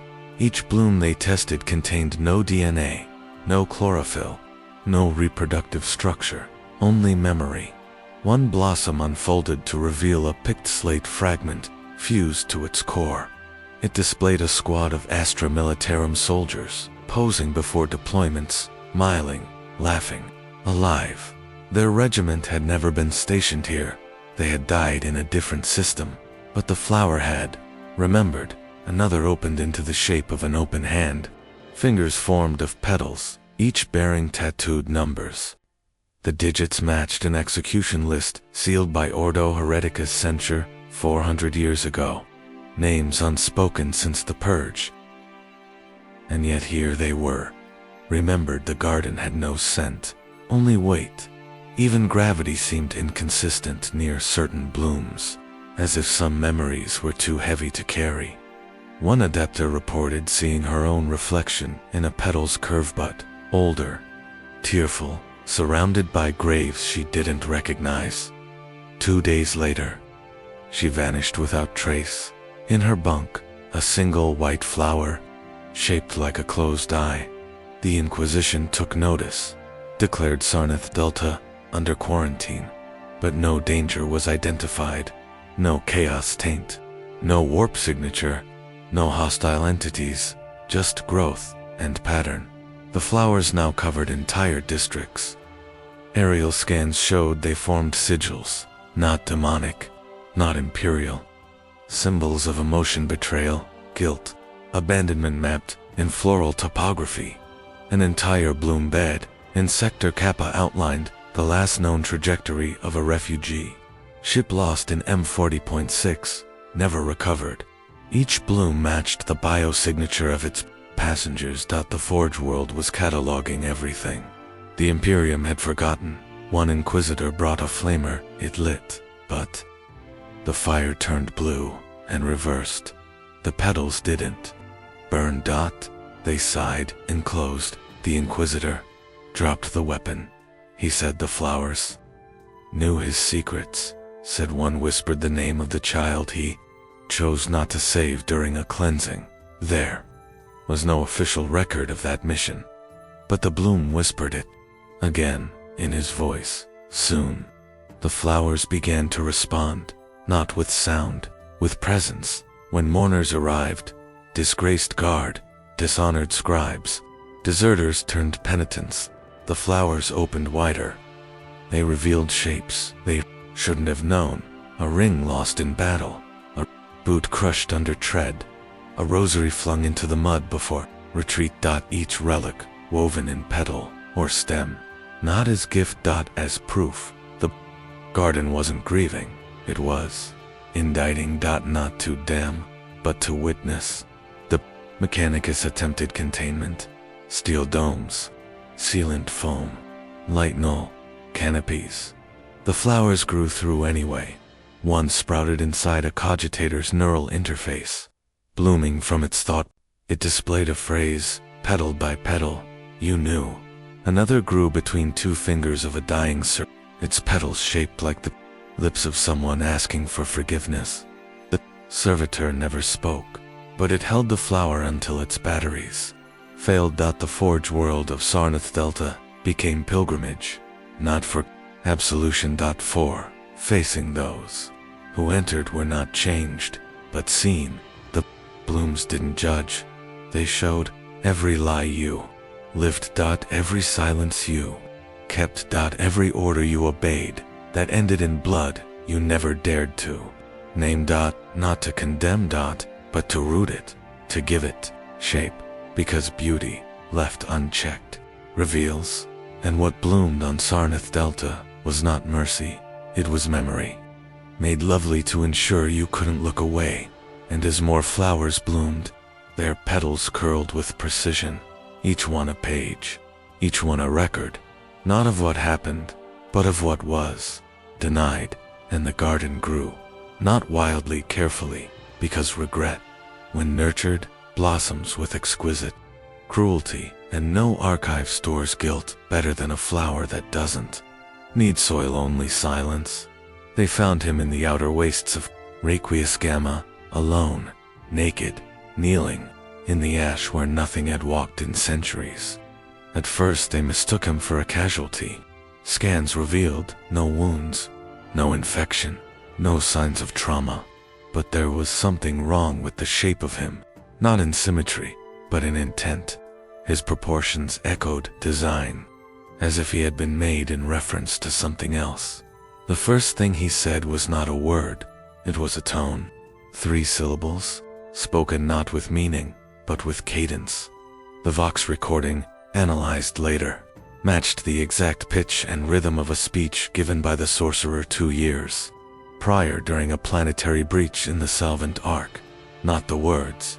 The tone. The man's face looked like the sorcerer's, but not as he is, as he was, before ascension, before ruin. A youthful iteration known only through fragmented picked captures, none public. Eyes wide, unsure, jaw not yet sharpened by command. That face now blinked at them through a body that shouldn't exist. Interrogation began with standard protocols: identity, rank, allegiance. The man responded only by humming. The notes formed no melody, but analysis showed it matched the resonant frequency of the sorcerer's command throne aboard his flagship, a tone used to activate psychic encryption protocols. It was not imitation, it was echo. His skin bore no sigils, no tattoos, but beneath the dermis, ink bloomed. Subdermal inscriptions mapped in fading warp-like phrases the sorcerer had once spoken in private, to no audience, recorded only in the mind of one witness long dead. Yet they were here, under this skin, etched in meat-like prophecy, disguised as memory. No name yielded results, DNA inconclusive, retinal patterns unregistered, but every motion, the tilt of the head, the half-smile, the pause before speech, mirrored archived footage of the sorcerer's earliest broadcasts. Those who stood too close began to pick up his inflections. They didn't realize it at first. A lieutenant gave orders with a lilt that wasn't hers. A medica used a phrase, "Clarity demands vessel," that she swore she'd never heard. The man was placed in isolation, but even behind void glass, he influenced. A scribe assigned to document his behavior began sketching his face repeatedly, not from direct observation, but from dream. The sketches grew older each night, not newer, as if the man behind the glass was retreating through time and dragging memory with him. Some believed he was the sorcerer in disguise, a psionic projection, a failed cloning attempt, a trap. But the sorcerer, wherever he was, spoke in response. Not to deny. To laugh. A broadcast intercepted across 3 sectors simultaneously. Do not fear the face. I gave it nothing. It took me. That laugh recorded, dissected, cursed matched the man's breathing pattern behind the glass. The rhythm, the diaphragm compression, the inhalation length, but not the voice.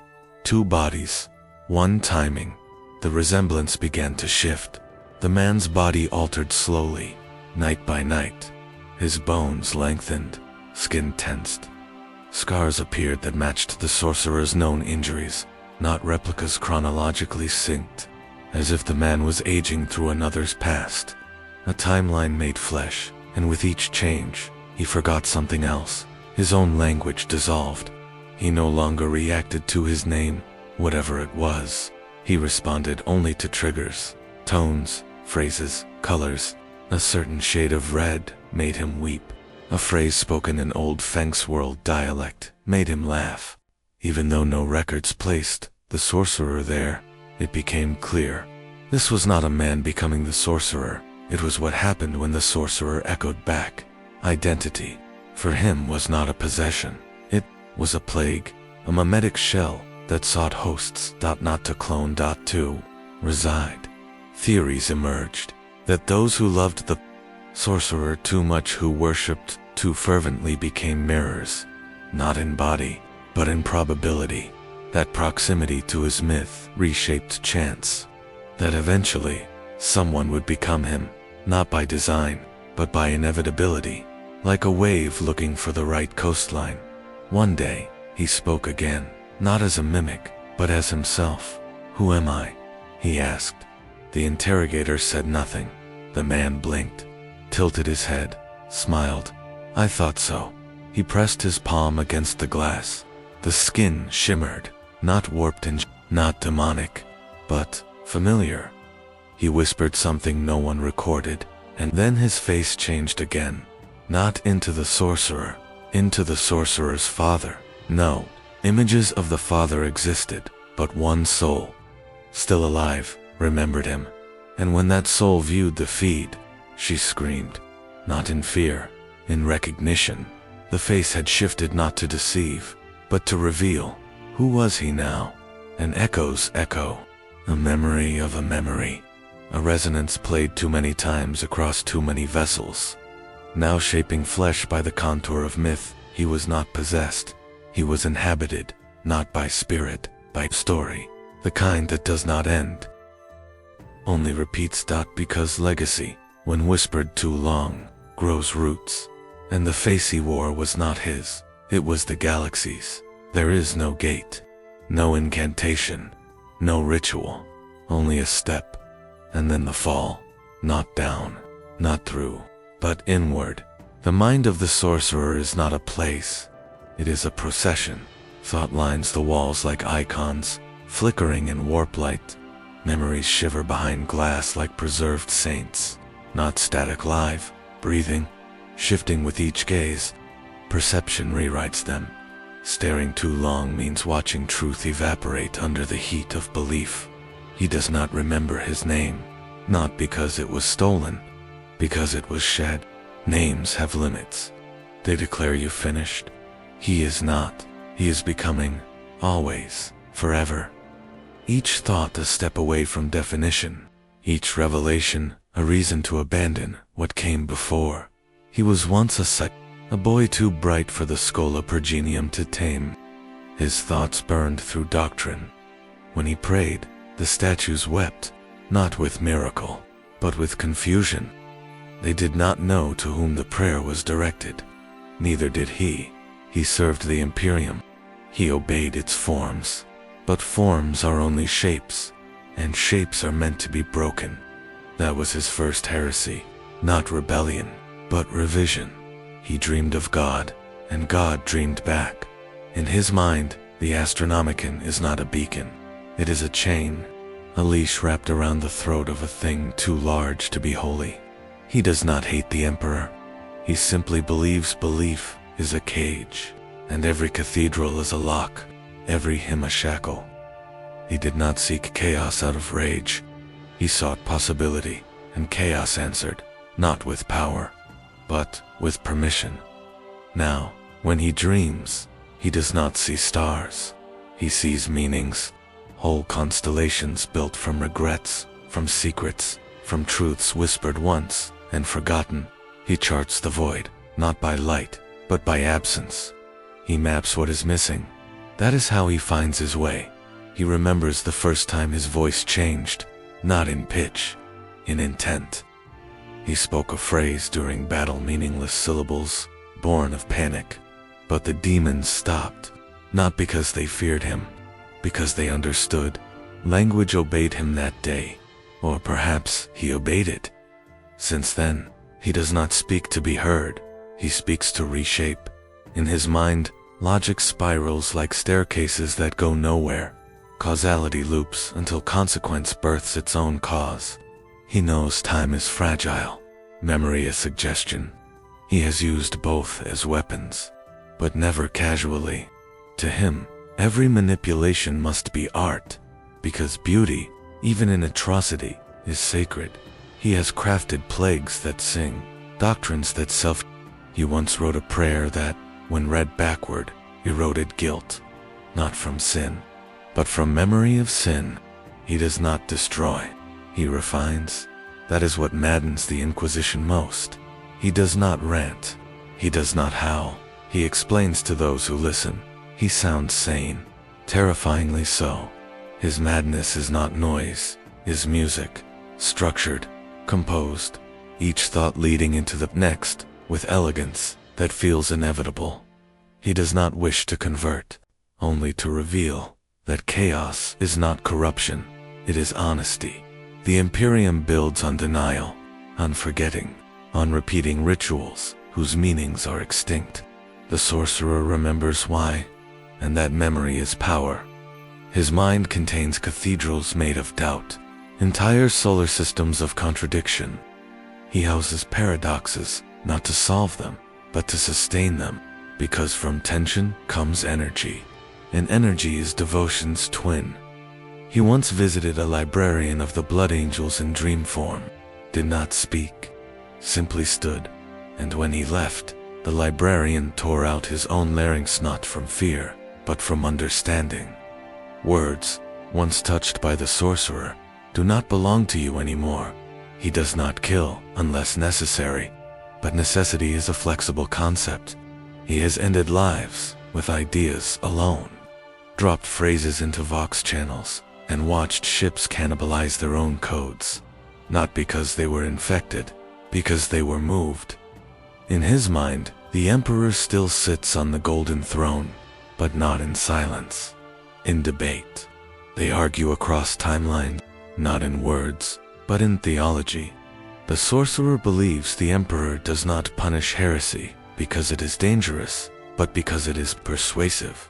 He dreams of a galaxy without sides, no chaos, no Imperium, just invitation. He knows it cannot happen. He knows that is why it must. And still, somewhere in the depths of his mind, is a child, alone, praying to statues that do not answer. He never hated that child. He simply refused to remain him. Now, his mind is endless, but not void. Every corridor holds memory. Every chamber sings a different truth. And if you walk deep enough, you may find a mirror. In it, your own face. But your eyes, not yours, not anymore. Because inside his mind, you are not a visitor. You are a possibility, and possibilities do not leave.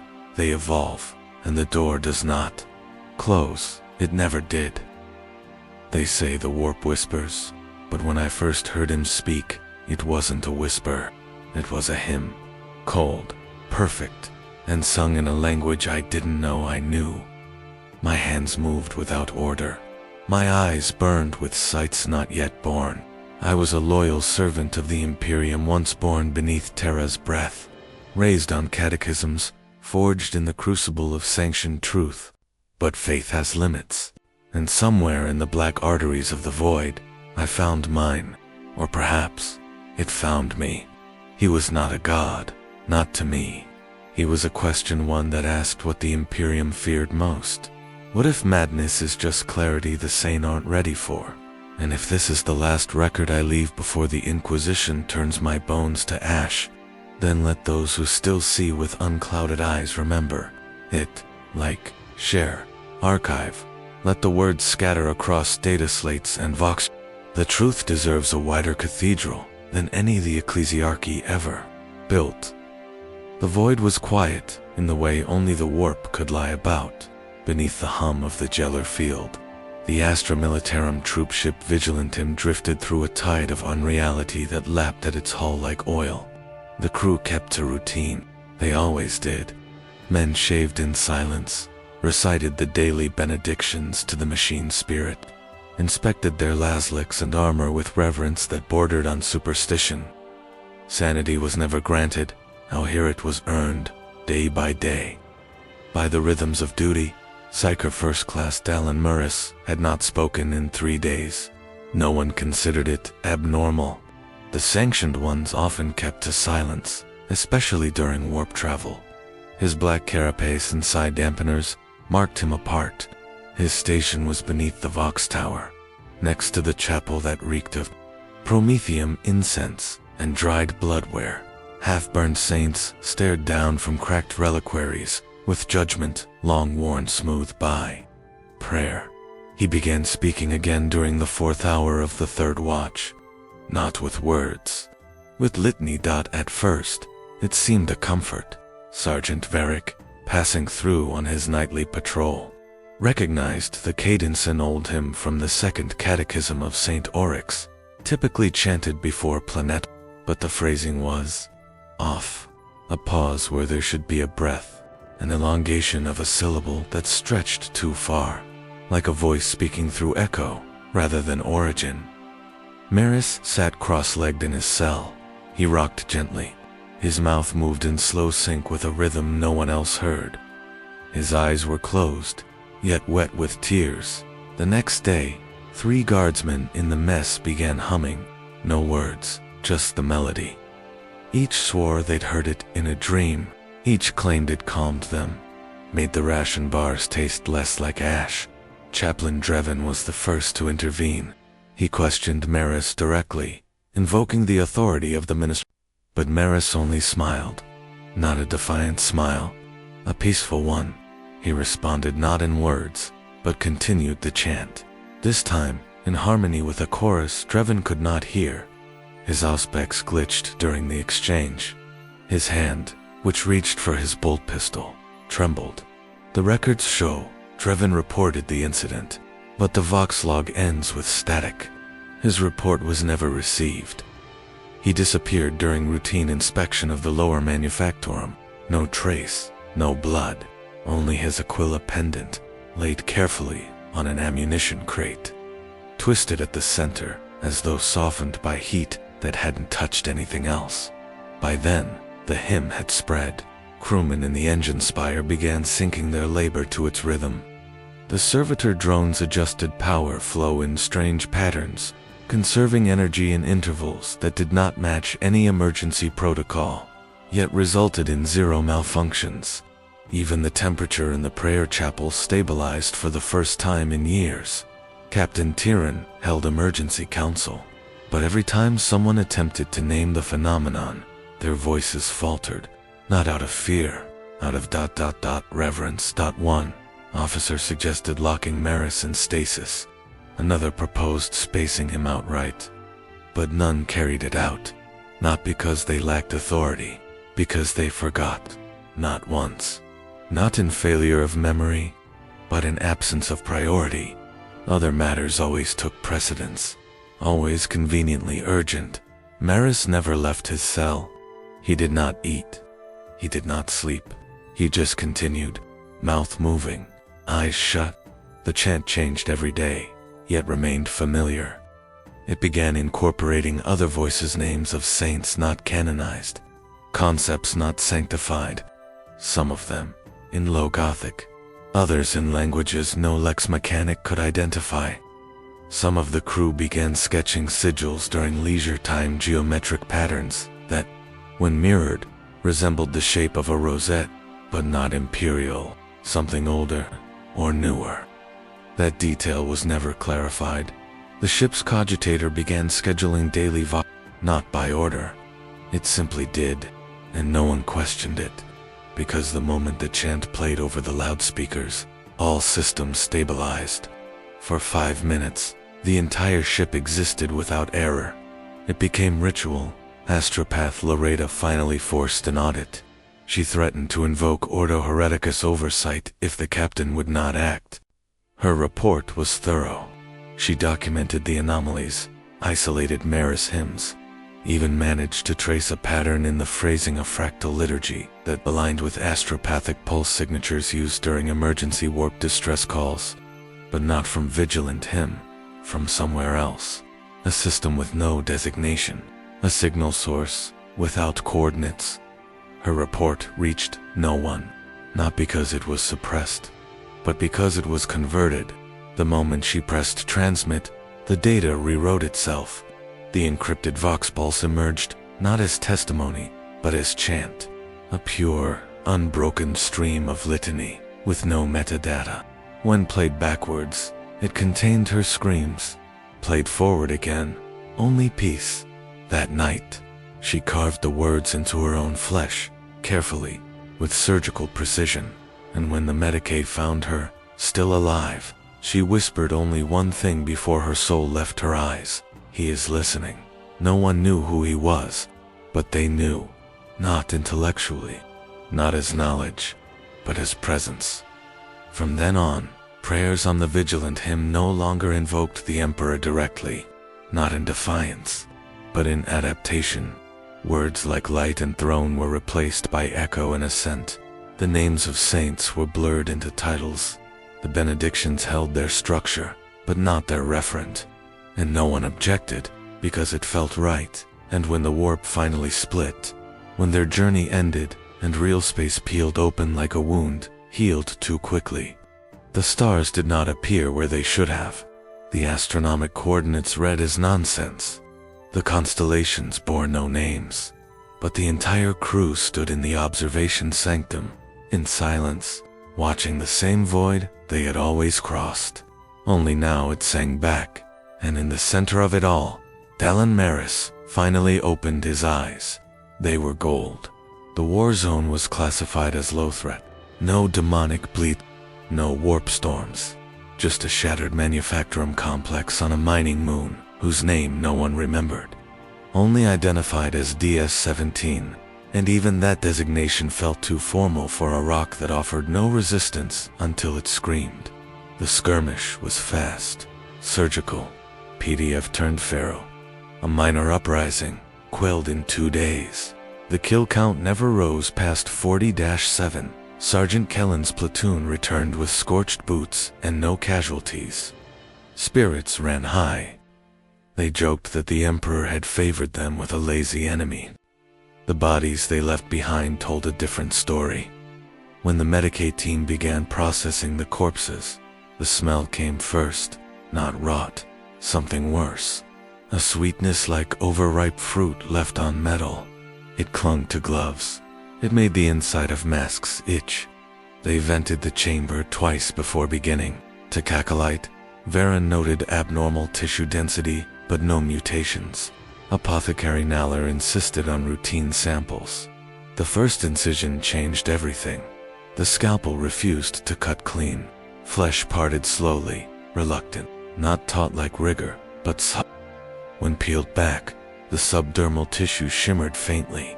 No color, just vibration, like the memory of sound, embedded in meat. Naller paused. His assistant recorded the moment out of habit, not comprehension. The recording later proved corrupted, not in data integrity, but in logic. The file, when played, displayed no image but lines of high Gothic scripture scrolled across the screen, none of which were in the Medicaid's original lexicon. Inside the first body, they found veins shaped like words, not in pattern, in structure. The vessels branched according to glyphs, their walls reinforced at strokes matching. The flow of ink in runes only seen in forbidden codices. Blood pooled along the lines as if under direction.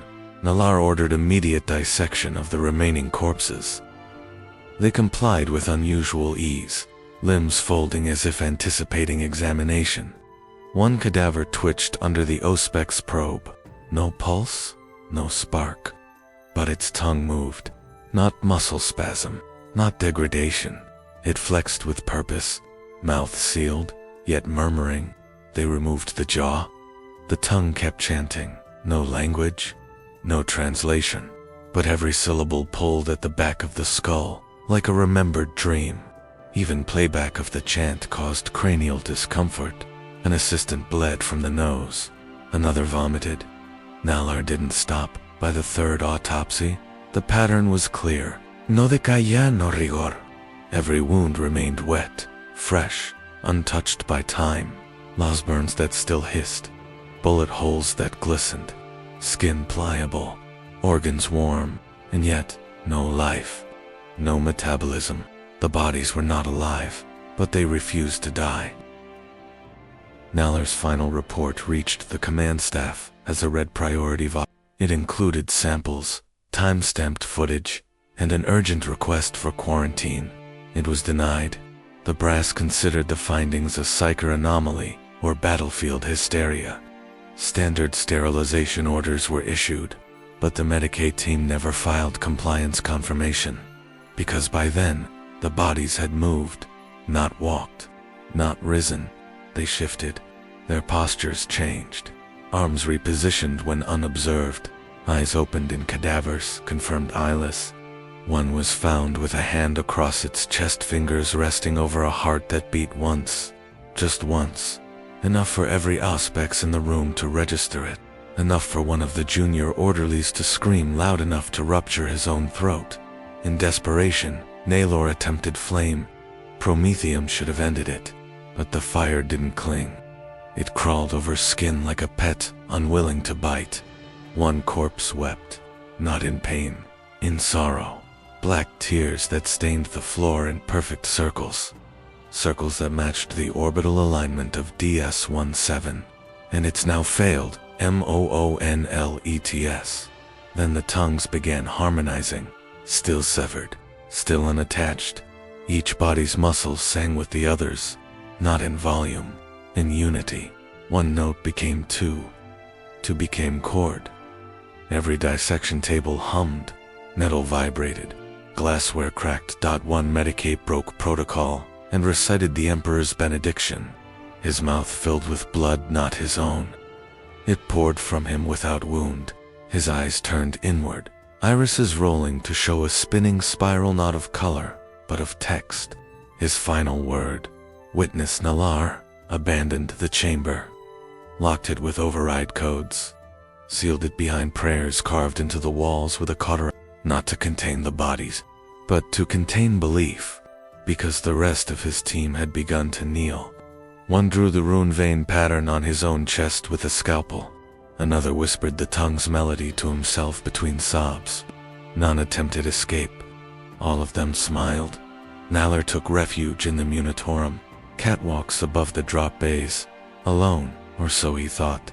The last surviving picked capture shows him standing before the body of Sergeant Kellen. The sergeant, previously incinerated during a reactor leak, stood whole, naked, eyeless, smiling. His chest bore runes, but deeper, not edged grown. They did not speak, but Nalar wept. The feed ended in static that resolved into a single word, repeated in intervals. Stillness. When command finally responded, the chamber was empty. No bodies, no medic, no blood. Just gurneys with indentations that hadn't faded, and Auspex logs still ticking.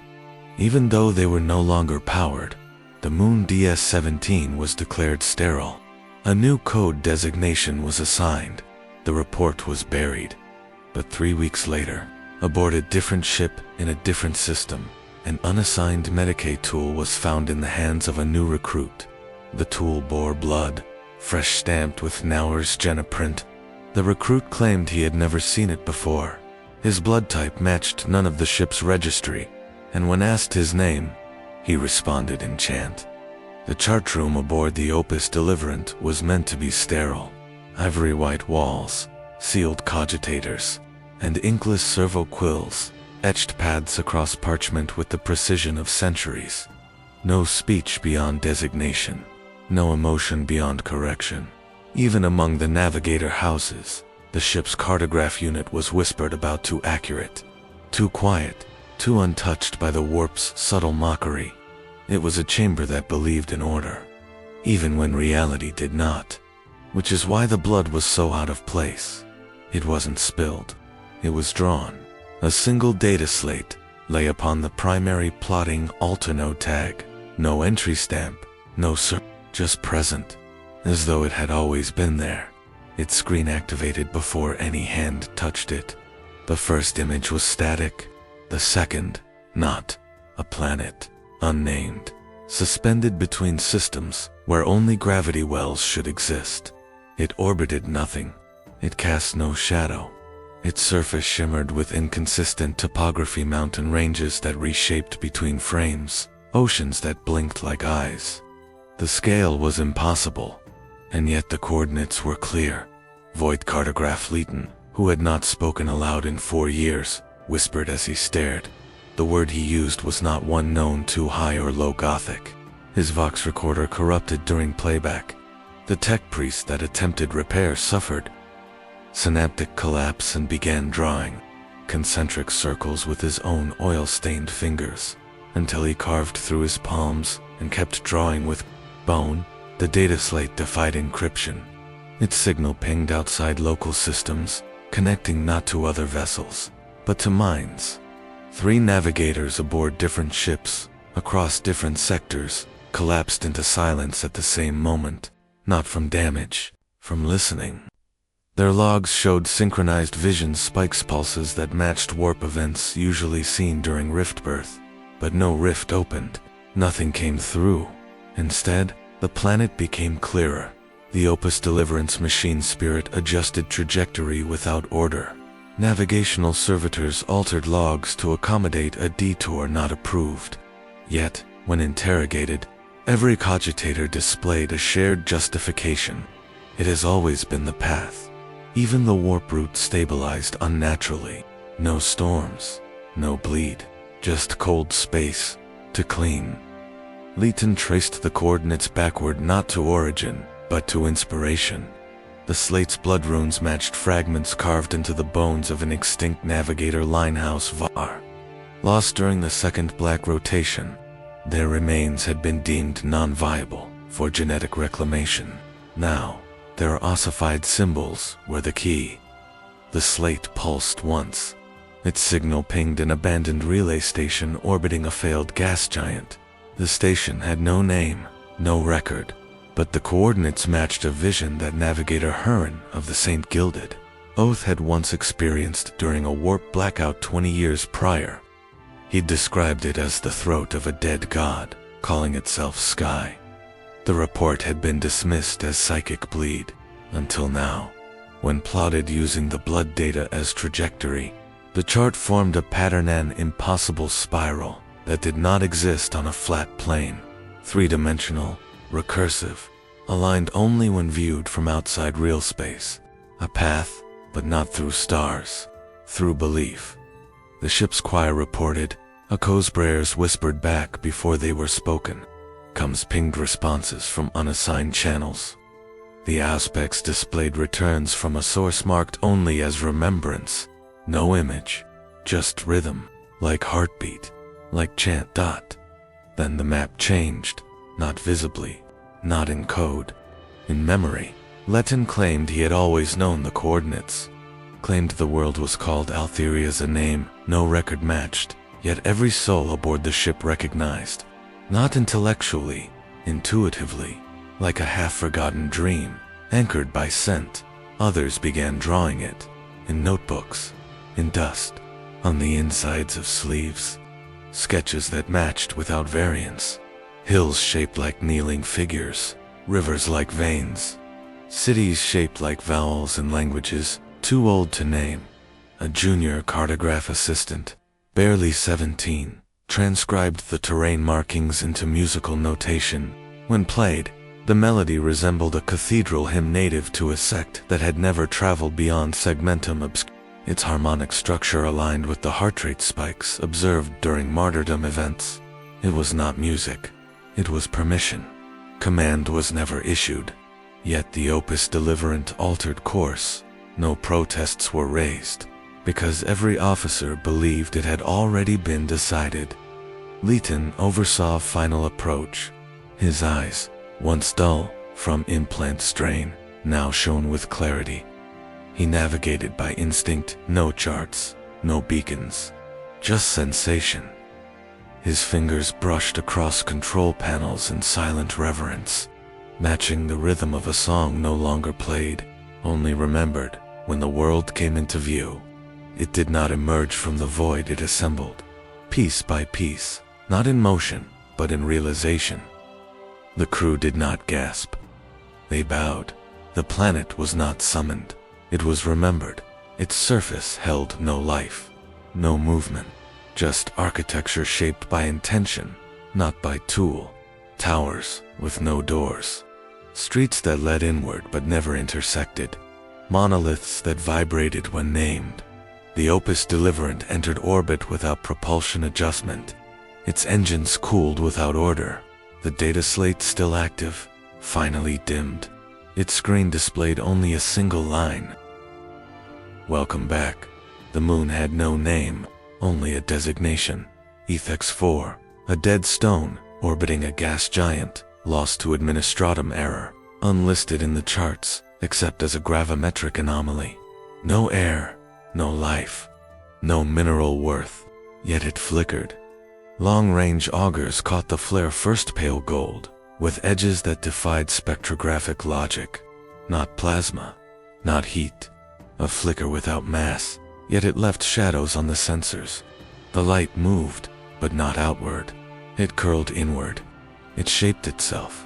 The first picked captures revealed the impossible dot flame, open, writhing, present on a surface, incapable of combustion. The fire rose from barren regolith, like thoughts forming mid. It coiled in the shapes of imperial runes, twisted into icons seen only in dreams. Faces formed in the flare, vague outlines of saints no one had studied, expressions of joy stretched thin with mourning. One moment, the flame formed a chalice. The next, a screaming mouth. Then, a cathedral. Then the face of someone you once loved. No heat, no sound, just fire. The Order of the Wounded Heart arrived in force. A full armored detachment. Canoness Viridia led them, her voice like thunder wrapped in gospel. No heresy would be tolerated. No trick of light would defy the will of the Emperor. They wore their red lacquered armor with the fury of history. Boots crunching lunar dust as they descended onto the silence of Ethex 4. Bolters charged. Incense burned. Banners fluttered without wind. The flame did not retreat. Viridia approached the closest column of fire. With her command squad, the moment she drew her chainsword, the flame formed a mirror. Not glass light shaped like reflection. And it showed her not as she was, but as she had been, as a novitiate, kneeling before her dying sister and begging for forgiveness she never received.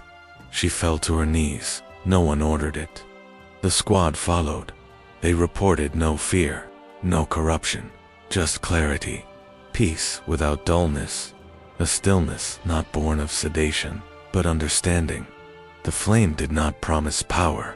It offered recognition. It burned not to consume, but to remember. When the Hospitallers scanned the sisters, they found no infection, no taint, only elevated neurotransmitter activity, consistent with religious ecstasy. The flames had no thermal signature, yet their presence accelerated heartbeat, deepened breath, induced tears. The canoness rose. Eventually, she declared the fire sacred, not in defiance of the ecclesiarchy, but in reverence. She had never felt the Emperor's voice so clearly. No vox signal had been received. No blessing had been given. Still, the Order set about building an impromptu shrine. They did not ask why a moon with no atmosphere could burn. They did not challenge why the flame responded to prayer. It flickered in time with hymns. It formed shapes when saints were named. It wept when litanies of grief were read. And when one sister recited her own funeral rite, the flame answered with her mother's voice. The choir among them began composing new hymns, spontaneously. They claimed they were only remembering them when the first reinforcements arrived from the Central Order convent. They found an entire congregation on their knees, armor lacquered not in red, but gold painted with dust and ash from a fire that left no residue. Their voices rose in unison, singing a melody that had no notes, only presence. Each word shimmered in the flame. Each breath became part of the light. The new sisters hesitated, then joined. Command issued a recall order. No one acknowledged. The orbital cruiser Vigilance of Ophelia attempted to extract the canoness by force. Drop pods landed. The extraction team never returned. Their pict feeds showed them walking straight into the fire, untouched. Their vitals remained stable for 13 minutes, then stopped. No death, no collapse, just absence. The fire had no center. It spread only where it was watched. When ignored, it remained still, but when prayed to, it moved, like a liturgy finding voice, like belief given shape. Viridia stopped sending reports, not from rebellion, from completion. Her final vox log stated only, "We were never meant to extinguish it. We were meant to see it." Then her voice was replaced by song. When the Inquisition reviewed the logs, they found no heretical doctrine, no invocation of chaos, no warp signatures, No mutation, just reverence, just rapture and flame. 1. Ordo Hereticus Interrogator insisted on planetfall. He approached the fire alone. No helmet, no weapon, only purity seals scrawled across his robes like armor made of scripture. He stood before the fire and asked its name. It answered in the voice of his child, a child who had never been born, a name he had only dreamed. He fell to his knees. The flame never spoke again. Eventually, Ethex 4 was declared silent, not forbidden, not purged, just archived. The Imperium had no category for it. It was not a shrine, not a battlefield, not a miracle. But when the Cerritas from that detachment are mentioned now, if they are mentioned at all, those who speak their names find their candles burning higher. The flame climbs toward the ceiling, even in sealed cathedrals. Not dangerously, just present. And sometimes late at night, a novice will swear they saw something in the corner of their room. A flicker, a whisper, the shape of someone they had not known yet missed their whole life. Fire without heat, dream without dreamer, faith, shaped like memory. The relay station Echo Helix 9 was one of thousands, an unremarkable node in a lattice of Vox relays, spanning the edge of Segmentum, manned by a skeletal crew and maintained by half-sentient servitors. It was designed only to listen, not interpret, not question, just absorb signal and pass it upward. It heard distress calls, trade requests, planetary declarations, and the last cries of ships dying in the warp. All of it logged, all of it forwarded, until it heard a voice. The signal arrived in the 23rd hour cycle. No burst, no channel header. It did not override existing transmission lines, it bent them, not with violence, with welcome, like an old friend knocking at a door long thought rusted shut. The message was clean, clarity unachievable, even by Ordo Mechanicus grade Vox. No distortion, no decay, no signature, just words.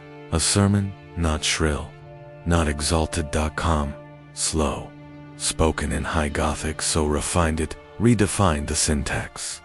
The voice addressed no one and everyone. It did not command. It described litanies of grief braided with hope, tales of sorrow that sounded too personal, too real, names spoken that shouldn't have meant anything, yet pulled tears from listeners who couldn't explain why. COMMS-Adept Raller was the first to play it aloud. He dropped his ration bar mid, said nothing for the full 22 minutes of the broadcast. When it ended, he requested access to astropathic transmission logs for a name he couldn't remember. He said he needed to know if she ever survived. He'd never mentioned a she before.